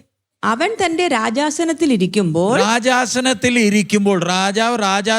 ഇരിക്കുമ്പോൾ ലേവ്യരായ പുരോഹിതന്മാരുടെ പക്കൽ നിന്ന് അവരുടെ പക്കൽ നിന്ന് ഈ ന്യായപ്രമാണം വാങ്ങി അതിന്റെ ഒരു പകർപ്പ് ഒരു പുസ്തകത്തിൽ എഴുതി എടുക്കണം. അത് കഴിഞ്ഞിട്ട് ഈ ന്യായപ്രമാണത്തിലെ സകല വചനങ്ങളും ചട്ടങ്ങളും അവൻ പ്രമാണിച്ച് നടന്ന് നീ രാജാവാണെങ്കിലും ഈ ചട്ടങ്ങളും പ്രമാണങ്ങളെല്ലാം നീ എന്തോ ചെയ്തോണം? പ്രമാണിച്ച് നടക്കണം. പ്രമാണിച്ച് നടന്നോണം. അതിനൊന്നുപോലും നീ രാജാവാ പറഞ്ഞാലും കളിയില്ല. അടുത്തത്, പ്രമാണിച്ചു നടന്ന് തന്റെ ദൈവമായ യഹോവയെ ഭയപ്പെടുവാൻ പഠിക്കേണ്ടതിന്, യഹോവയായ ദൈവത്തെ ഭയപ്പെടാൻ പഠിക്കേണ്ടതിന് പഠിക്കണം. അത് അവന്റെ കൈവശം ഇരിക്കുകയും അവന്റെ ഹൃദയം സഹോദരന്മാർക്ക് മീതെ അഹങ്കരിച്ചുയരാതെയും അവൻ കൽപ്പന വിട്ട് ഇടത്തോട്ടോ വലത്തോട്ടോ തിരിയാതെയും ഇരിക്കേണ്ടതിനും അവനും അവന്റെ പുത്രന്മാരും ഇസ്രായേലിന്റെ ഇടയിൽ ദീർഘകാലം രാജ്യഭാരം ചെയ്യേണ്ടതിനുമായി അവൻ തന്റെ ആയുഷ്കാലമൊക്കെയും അത് വായിക്കുകയും വേണം. അതുകൂടാതെ 30-ാമത്തെ അധ്യായം 30-9-10. നിന്റെ ദൈവമായ യഹോവ നിന്റെ കൈകളുടെ സകല പ്രവൃത്തിയിലും നിന്റെ ഗർഭഫലത്തിലും മൃഗഫലത്തിലും കൃഷിഫലത്തിലും നിനക്ക് നന്മയ്ക്കായി അഭിവൃദ്ധി നൽകുകയും ചെയ്യും. നിന്റെ ദൈവമായ യഹോവയുടെ വാക്ക് കേട്ട് ഈ ന്യായപ്രമാണ പുസ്തകത്തിൽ എഴുതിയിരിക്കുന്ന അവന്റെ കൽപ്പനകളും ചട്ടങ്ങളും പ്രമാണിക്കുകയും നിന്റെ ദൈവമായ യഹോവയുടെ അടുക്കലേക്ക് പൂർണ്ണ ഹൃദയത്തോടും പൂർണ്ണ മനസ്സോടും കൂടി തിരികെയും ചെയ്താൽ യഹോവ നിന്റെ പിതാക്കന്മാരിൽ പ്രസാദിച്ചിരുന്നത് പോലെ നിന്നിലും നന്മയ്ക്കായിട്ട് വീണ്ടും പ്രസാദിക്കും. ഇവിടെ എഴുതിയേക്കുന്ന പൂർണ്ണ ഹൃദയത്തോടും. നീ ഓരോ ചട്ടങ്ങൾ നീ ചെയ്യുമ്പോൾ എങ്ങനെ ചെയ്യണം? വായിച്ച ലാസ്റ്റ് ഭാഗം എങ്ങനെ? പൂർണ്ണ ഹൃദയത്തോടും പൂർണ്ണ മനസ്സോടും കൂടെ തിരികെയും ചെയ്താൽ. പൂർണ്ണ ഹൃദയത്തോട്. അതുകൂടാതെ നമ്മൾ 1 രാജാക്കന്മാരുടെ പുസ്തകം 2-ാമത്തെ അധ്യായം 3-ാമത്തെ വാക്യം. 1 Kings chapter 2 verse 3.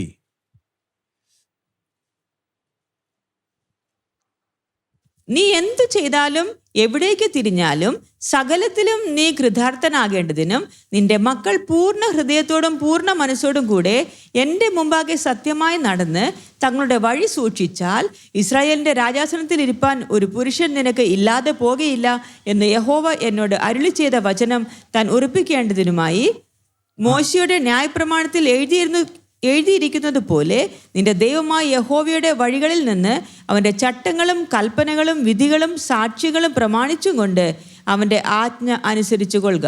അതിൻ്റെ കൂടെ തന്നെ 2 രാജാക്കന്മാരുടെ പുസ്തകം 17-13. ഞാൻ വാക്യങ്ങൾ വായിക്കുക, നിങ്ങൾ പിന്നെ അത് ധ്യാനിച്ചാൽ മതി. 2 രാജാക്കന്മാരുടെ പുസ്തകം 17-13. എന്നാൽ യഹോവ സകല പ്രവാചകന്മാരും ദർശകന്മാരും മുഖാന്തരം ഇസ്രായേലിനോടും യഹൂദയോടും നിങ്ങളുടെ ദുർമാർഗങ്ങളെ വിട്ട് ഞാൻ നിങ്ങളുടെ പിതാക്കന്മാരോട് കൽപ്പിച്ചതും എൻ്റെ ദാസന്മാരായ പ്രവാചകന്മാർ മുഖാന്തരം നിങ്ങൾക്ക് അയച്ചു തന്നതുമായ ന്യായപ്രമാണത്തിനൊത്തവണ്ണമൊക്കെയും എൻ്റെ കൽപ്പനകളും ചട്ടങ്ങളും പ്രമാണിച്ചു നടപ്പിൻ എന്ന് സാക്ഷീകരിച്ചു. ഇവിടെ നമ്മൾ ഇത്രയും വചനം വായിച്ചു. ദൈവം സഹായിച്ചാൽ ഇതിൻ്റെ അടുത്ത ഭാഗം നമുക്ക് നാളെ രാവിലെ നോക്കാം. ഇവിടെ പഴയ നിയമത്തിൽ ദൈവം തൻ്റെ ജനത്തോട് പെരുമാറുന്ന ആ രീതി അനുസരിച്ച് നടന്നാൽ അനുഗ്രഹം, അനുസരണമില്ലെങ്കിൽ അതെന്താ അങ്ങനെ? ഒരു കയ്യിൽ വടിയുമുണ്ട്, മറ്റേ കയ്യിൽ മിഠായിയുമുണ്ട്. അതെന്താ ദൈവം ഇവരോട് ഇങ്ങനെ പെരുമാറിയത്? ഞാൻ ഒന്നുകൂടെ ചോദിക്കുന്നത്, ദൈവം ഈ പഴയ നിയമ ഭക്തന്മാരോട് പെരുമാറുമ്പോൾ ഒരു കയ്യിൽ എന്തുണ്ട്? വടിയാ. അനുസരിച്ചാൽ അതായിരുന്നു പഴയ നിയമത്തിൻ്റെ ജനത്തോട് ദൈവത്തിൻ്റെ ഇടപെടൽ. അതെന്താ അങ്ങനെ? നമ്മളോടും അങ്ങനെയാണോ? അനുസരിച്ചാൽ അനുഗ്രഹം, അനുസരിച്ചില്ലെങ്കിൽ വടി, അങ്ങനെയാണോ? പറഞ്ഞാട്ടെ. പഴയ നിയമ ഭക്തന്മാരോട് അങ്ങനെയായിരുന്നു. എന്താ? അനുസരിച്ചാൽ അനുഗ്രഹമാ, നിശ്ചയമാ, എല്ലാ കാര്യങ്ങളും ഞാൻ അനുഗ്രഹിക്കും, മിഠായിയാ. അനുസരിച്ചില്ലെങ്കിൽ എന്താ? പറഞ്ഞേ. നമ്മളോടും അങ്ങനെ തന്നെയാണോ? പറഞ്ഞാട്ടെ. ആണോ? നമ്മളുമായിട്ട് എന്താ വ്യത്യാസം? അവർക്ക് ദൈവമുണ്ട്. നമ്മളോട് പെരുമാറുന്നതും അവരോട് പെരുമാറുന്നതും തമ്മിൽ വ്യത്യാസം എന്താ? പറഞ്ഞാട്ടെ, തെറ്റാണെങ്കിൽ സാരമില്ല. കൃപായുഗം പറഞ്ഞാൽ എന്തോ ചെയ്താലും അനുഗ്രഹിക്കുമോ? അതാ മുമ്പേ തൊട്ട് പറഞ്ഞ, കൃപായുഗം പറഞ്ഞാൽ ദൈവം അന്നു മുതൽ കൃപയുള്ളവനാ. ആദ്യം തൊട്ടേ, കാരണം വിധിച്ചല്ലോ. വിധി എന്തോ ചെയ്തിട്ടില്ല, നടപ്പിലാക്കിയിട്ടില്ല, അത്രേ ഉള്ളൂ. വിധിച്ചതാ. നമ്മൾ ആ വിധിയിൽ നിന്ന് രക്ഷപ്പെട്ടവരാ. അവരുടെ പുറത്ത് എന്തുകൊണ്ട്? ദൈവത്തിൻ്റെ വിധി കിടപ്പുണ്ട്. കൃപയുള്ളവനായതുകൊണ്ട് 613 ചട്ടങ്ങളും പ്രമാണങ്ങളും വിധികളെല്ലാം അവർ കൊടുത്തു. നീ എങ്ങനെ നടക്കേണ്ടത്, നിന്റെ വസ്ത്രധാരണ എങ്ങനെയായിരിക്കണം, നിന്റെ ആഹാര രീതി എങ്ങനെയായിരിക്കണം, നിന്റെ കൃഷി എങ്ങനെ ചെയ്യണം, നിന്റെ ബിസിനസ് എങ്ങനെ ചെയ്യണം, ഇതെല്ലാം എഴുതി കൊടുത്തു. ഒരെണ്ണം ലംഘിച്ചാൽ നീ രാജാവാണെങ്കിലും അടി കിട്ടും. സോ പറഞ്ഞാട്ടെ, അതിന് നമുക്ക് വേറെ വാക്യങ്ങൾ യെരമ്യാവ് 44:10-11 വായിക്കാം. യെരമ്യാവ് 44:10-11.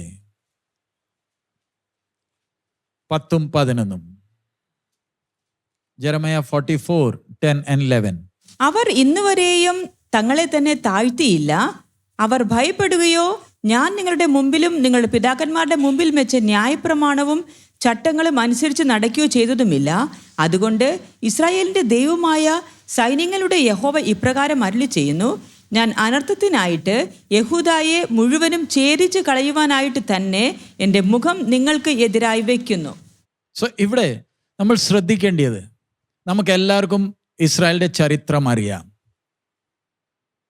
അബ്രഹാമിനെ ദൈവം ഊറിന്ന് വിളിച്ച് കനാനിൽ കൊണ്ടുവന്നു. അത് കഴിഞ്ഞിട്ട് അബ്രഹാമിന്റെ തലമുറയെ ദൈവം മിസ്രൈമിൽ കൊണ്ടുപോയിട്ട് പിന്നെ മടക്കി കൊണ്ടുവന്നു. മടക്കി കൊണ്ടുവന്നപ്പോൾ ഇവരോട് സ്പഷ്ടമായി പറഞ്ഞ കാര്യമുണ്ട്, ഈ നാട് നിങ്ങളുടേതല്ല. കനാനിന്റെ ഉടമസ്ഥൻ ആരാ? കനാനിന്റെ ഉടമസ്ഥൻ ആര്? പറഞ്ഞാട്ടെ. അല്ല, ദൈവം തന്നെ. ഇത് ഞാനായി ഇതിൻ്റെ ഉടമസ്ഥൻ. അതുകൊണ്ട് യഹൂദനോട് സ്പഷ്ടമായി പറഞ്ഞിട്ടുണ്ട്, നിനക്ക് സ്ഥലം വിൽക്കാൻ അധികാരമില്ല. ഓരോ കുടുംബങ്ങൾക്ക് ദൈവം എന്തോ കൊടുത്തു? സ്ഥലം കൊടുത്തു. ഓരോ ഗോത്രങ്ങളിൽ ദൈവം ഓരോരുത്തർക്കും കൊടുത്തു. അഥവാ ഒരുത്തൻ പൈസ പ്രശ്നം കാരണം അവൻ്റെ സ്ഥലം അവൻ വിറ്റാലും 50 വർഷം കഴിയുമ്പോൾ എന്തോ കൊടുക്കണം? തിരിച്ചു കൊടുക്കണം. ദൈവത്തിൻ്റെ നീതിയിൽ എല്ലാവർക്കും എന്തുകൊണ്ട്? വാടകയിൽ ആരും താമസിക്കുന്നില്ല, എല്ലാവർക്കും സ്ഥലം വീതിച്ചു കൊടുത്തിട്ടുണ്ട്. കാരണം ഈ സ്ഥലം എൻ്റേതാ. ഇതിൻ്റെ അവകാശം ആരാ? ദൈവം. സോ ഇസ്രായേൽ ജനം, നിങ്ങൾ ഇവിടെ വന്ന് പാർക്കുമ്പോൾ ഓർത്തോണം, നിങ്ങൾ വാടകയ്ക്കായി ഇവിടെ താമസിക്കുന്നത്. ഇത് നിങ്ങളുടേതല്ല. ഇവർക്ക് വന്ന തെറ്റെന്തുവായിരുന്നു? ഇവർ ചിന്തിക്കാൻ തുടങ്ങിയത് എന്താ? ഇത് ഞങ്ങളുടേതാ. അല്ല, നിങ്ങൾ ഈ പ്രമാണം ചട്ടങ്ങൾ അനുസരിച്ച് നടന്നാൽ ഞാൻ അനുഗ്രഹിക്കും. ഇവരെന്തോ ചെയ്തു? അതനുസരിക്കുന്നില്ല. ദൈവം പ്രവാചകന്മാരെ അയച്ചു, ഇവർ പ്രവാചകന്മാരെ കൊന്നു. സാരമില്ല, നിങ്ങൾ ഇതിന് യോഗ്യരല്ല എന്ന് പറഞ്ഞ് ഇവരെ എന്തോ ചെയ്തു? ആ നാട്ടിൽ നിന്ന് അടിമത്വത്തിലേക്ക് കൊണ്ടുപോയി. ആദ്യമേ ഇസ്രായേൽ പോയി, അത് കഴിഞ്ഞിട്ട് പിന്നെ ആര് പോയി? എന്താ? ഈ നാട് നിങ്ങളുടേതല്ല, ഇത് എൻ്റേതാ. എൻ്റെ പ്രസാദം അനുസരിച്ച് മാത്രമേ നിങ്ങൾക്കിവിടെ ഇരിക്കാൻ കഴിയത്തുള്ളൂ. നിന്റെ പിതാക്കന്മാരുടെയാന്ന് പറഞ്ഞുകൊണ്ട്, അവകാശം പറഞ്ഞുകൊണ്ട് എവിടെ താമസിക്കാൻ ഒക്കത്തില്ല. അതായിരുന്നു ദൈവത്തിൻ്റെ ഇസ്രായേലുമായിട്ടുള്ള ഇടപെടൽ. ഇത് നിങ്ങളുടേതല്ല, നിങ്ങൾ അവകാശികളല്ല, നിങ്ങൾ വാടകയ്ക്കാ. സോ ഇവരെ ദൈവം എന്തോ ചെയ്തു? എവിടെ അയച്ചു? അടിമത്വത്തിൽ അയച്ചു. പിന്നെ അവരെ പിന്നെ മടക്കി കൊണ്ടുവന്നു. സോ ദൈവം എന്താ ഇവരോട് ഇങ്ങനെ ഇടപെട്ടത്? നമ്മൾ ചിന്തിക്കുന്ന പഴയ നിയമ ഭക്തരോട് ദൈവം കടുങ്കൈ കാണിച്ചു. നമ്മളോട് ദൈവത്തിന് സ്വഭാവ വ്യത്യാസമുണ്ടോ? അവരോട് കടുങ്കൈയും നമ്മളോട് ഇത് പറഞ്ഞോണ്ടാ നമ്മൾ നടക്കുന്നേ. നമ്മളോട് കൃപയാ, അവരോട് ഇല്ലേ? ഇത് പറഞ്ഞോണ്ടാ നമ്മൾ നടക്കുന്നേ. അവിടെ നമുക്ക് കൃപ കാണാനൊക്കത്തില്ല, ഇവിടെ നമുക്ക്. അതുകൊണ്ട് നമുക്ക് കുത്തഴിഞ്ഞ രീതിയിൽ എന്തോ ചെയ്യാം? തോന്നിയ പോൽ കാര്യങ്ങളെല്ലാം നടത്തിയിട്ട് നമുക്ക് പ്രാർത്ഥിക്കാം, കർത്താവേ ഞങ്ങളുടെ ശുശ്രൂഷ നീ എന്തോ ചെയ്യണം? അനുഗ്രഹിക്കണം. അനുഗ്രഹിക്കുമോ? ആ കല്യാണ ശുശ്രൂഷയിൽ ചെയ്ത ഓരോ പരിപാടി കണ്ടാൽ ദൈവത്തിൻ്റെ അനുഗ്രഹമാണോ അതോ ശാപം വാങ്ങിച്ചു വെച്ചതാണോ? ആ ശുശ്രൂഷ നടത്തുന്ന ആൾക്കും ശാപമുണ്ട്, അതിൽ ഭാഗമെടുത്തവർക്കും ശാപമുണ്ട്. ഓർത്തോണം, ഇത് മണവാളനും മണവാട്ടി ഒന്നിച്ചു വരാൻ പോകുന്ന വലിയ സംഭവത്തിൻ്റെ നിഴലായത്. ഇത് നമ്മുടെ സന്തോഷത്തിൻ്റെ അവസരമല്ല. ലോകം ഇതുവരെ കാണാത്ത ഒരു സംഭവം അതിൻ്റെ ഇത് നിൽക്കുന്നത്. മണവാട്ടി സഭയുടെ നിഴലായി ഇവള്. അവളുടെ കോലം കണ്ടാൽ ബ്യൂട്ടി പാർലറിൽ പോയി എല്ലാം തേച്ചിട്ട് വന്ന് നിൽക്കുക. ഇതാ ദൈവസഭയുടെ കോലം. മനസ്സിലാകുന്നുണ്ടോ? വേഷം കെട്ടിട്ട് വന്ന് നിൽക്കുക. നിന്റെ തനി നിറത്തിൽ വന്ന് നിൽക്കുക. നീ ദൈവസഭയുടെ നിഴലാ. നീ കുടുംബജീവിതത്തിൽ പ്രവേശിക്കുമ്പോൾ ഞങ്ങൾ കൈപ്പിടിച്ച് പ്രാർത്ഥിക്കണമെങ്കിൽ നീ ക്രിസ്തുയുടെ നിഴല്, നീയോ ദൈവസഭയുടെ നിഴലാ. കാണുന്നതെല്ലാം തേച്ചിട്ട് വന്ന് ഇവിടെ നിൽക്കാനൊക്കത്തില്ല. അതാ ദൈവസഭയോട് ദൈവം ഈ കല്യാണ ശുശ്രൂഷ മുഖാന്തരം ദൈവസഭയെ ഒരുക്കുന്ന ശുശ്രൂഷയാ അത്. സോ പഴയ നിയമത്തിൽ അത്രയും കർശനത്തോടെ ഇന്നും അതിനെക്കാട്ടും കർശനമാ. അതിനെക്കാട്ടും തന്നെ എന്തോ ചെയ്തോണം? ഈ അപ്പം, ചെറിയ അപ്പത്തിൽ നിന്ന് കുറച്ച് മുറിച്ച് വയലിട്ടാൽ മതി. ഞാൻ കണ്ട സംഭവങ്ങളാ. ഒരു സഹോദരി ഞാൻ അപ്പം കൊടുത്ത 1 മണിക്കൂറായില്ല, പട്ടി കുറയ്ക്കുന്ന പോലെ കുറയ്ക്കുക. ഇതിൽ നിന്ന് മുറിച്ചെടുത്തതാ. എത്ര പേര് നമ്മുടെ പോലത്തെ വിശ്വാസികൾ കർത്തൃമേശ പങ്കെടുത്തിട്ട് അന്ന് രാത്രി ഈ ലോകത്തോട് എന്തോ പറഞ്ഞു? ദൈവത്തിൻ്റെ ന്യായവിധി ദൈവസഭയുടെ അകത്തില്ലയോ ആരംഭിക്കേണ്ടത്? എത്ര അനന്യാസ്മാരും സഫീരന്മാരും എന്തോ ചെയ്യും? ഇത് കുഞ്ഞളിയല്ല, ഇത് സർവശക്തൻ മനുഷ്യനോട് ചെയ്ത വാഗ്ദാനമല്ല. ഇതെന്താ? ഉടമ്പടിയുടെ അടയാളമായത്. സോ പഴയ നിയമ ഭക്തന്മാരോട് അത്ര കർശനം എന്താ? അവരുടെ അകത്ത് എന്തുകൊണ്ട്? പാപം അകത്ത് കിടക്കുന്നോണ്ട് വടിയുമുണ്ട്, മിഠായിയുമുണ്ട്. നമ്മുടെ അകത്തു നിന്ന് ദൈവം കൃപയാൽ ആര് പോയി? നമുക്ക് പാപത്തിൽ നിന്ന് എന്തോ കിട്ടി? വിടുതൽ കിട്ടിയോണ്ട് ഇനിയിപ്പം വടിയും മിഠായി അല്ല. ദൈവം ആഗ്രഹിക്കുന്ന പൂർണ്ണ ഹൃദയത്തോടെ ആത്മാവും മനസ്സോടെ നമ്മൾ ദൈവത്തെ എന്തോ ചെയ്യണം? എനിക്ക് ഭൗതിക നന്മ വേണ്ട, ഞാൻ അതിനല്ല കർത്താവിൻ്റെ പോരെ ഇറങ്ങി തിരിച്ചത്. ഈ രക്ഷ എനിക്ക് ദാനമായി തന്നോണ്ട് സ്തോത്രം. നമ്മുടെ കണ്ണുകൾ അടയ്ക്കാം. ഹല്ലേലൂയ. രാവിലെ തൊട്ട് ഈ സമയം വരെ ദൈവത്തിൻ്റെ സ്വഭാവം, ദൈവത്തിൻ്റെ കൃപ, ദൈവത്തിൻ്റെ സ്നേഹം, ദൈവത്തിൻ്റെ ഇടപെടൽ നമ്മൾ ശ്രദ്ധിക്കുന്നുണ്ടായിരുന്നു. നമ്മൾ വേദോസ്തർ നോട്ട്ബുക്കിൽ കുറെ വാക്യങ്ങൾ എഴുതിയിട്ടുണ്ട്. ഈ യോഗം കഴിയുമ്പോൾ തന്നെ ഇരുന്ന് ആ വചനങ്ങളെ ഒന്ന് ധ്യാനിക്കണം. ഹല്ലേലൂയ. വീട്ടിൽ ചെന്നിട്ട് ജസ്റ്റ് ഞാൻ എഴുതി അത് പറഞ്ഞിട്ടല്ല, ഞാൻ വായിച്ച വേദഭാഗം അതങ്ങനെ തന്നെ ആണോ? ഹല്ലേലൂയ. പാപത്തിൽ നിന്ന് എനിക്ക് വിടുതൽ കിട്ടി. സ്തോത്രം. ഹല്ലേലൂയ. നമുക്ക് കുറച്ചു നേരം ദൈവത്തോടൊന്ന് സംസാരിക്കാം. ഹല്ലേലൂയ. പഴയ നിയമ ഭക്തന്മാരോട് ദൈവത്തിന്റെ ഇടപെടൽ, ആ ദൈവം തന്നെ എന്നോട് ഇടപെടുന്നത്. Hallelujah, hallelujah, hallelujah. സ്തോത്രം, സ്തോത്രം, സ്തോത്രം. Hallelujah, hallelujah. വാ തുറന്ന് നമുക്ക് ദൈവത്തോട് സംസാരിക്കാം. നമ്മുടെ ജീവിതത്തിൽ ക്രമപ്പെടുത്തേണ്ട കാര്യങ്ങൾ നമുക്ക് മനസ്സിലാക്കാം. ഹല്ലേലൂയ. സ്തുതിക്കാം. സ്തോത്രം, സ്തോത്രം, സ്തോത്രം, സ്തോത്രം. പാപത്തിൽ നിന്ന് ഞാൻ വിടുതൽ പ്രാപിച്ചവനാ.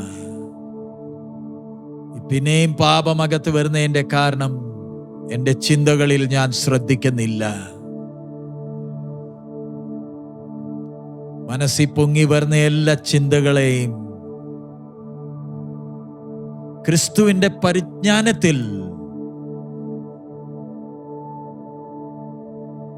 ഞാൻ അതിനെ ബന്ധിക്കേണ്ടതാ, ശോധന ചെയ്യേണ്ടതാ. ഈ വരുന്ന ചിന്ത ഇതെവിടുന്ന് വരുന്നു? ഇതെന്നെ തകർക്കാനാണോ? ഹല്ലേലൂയ,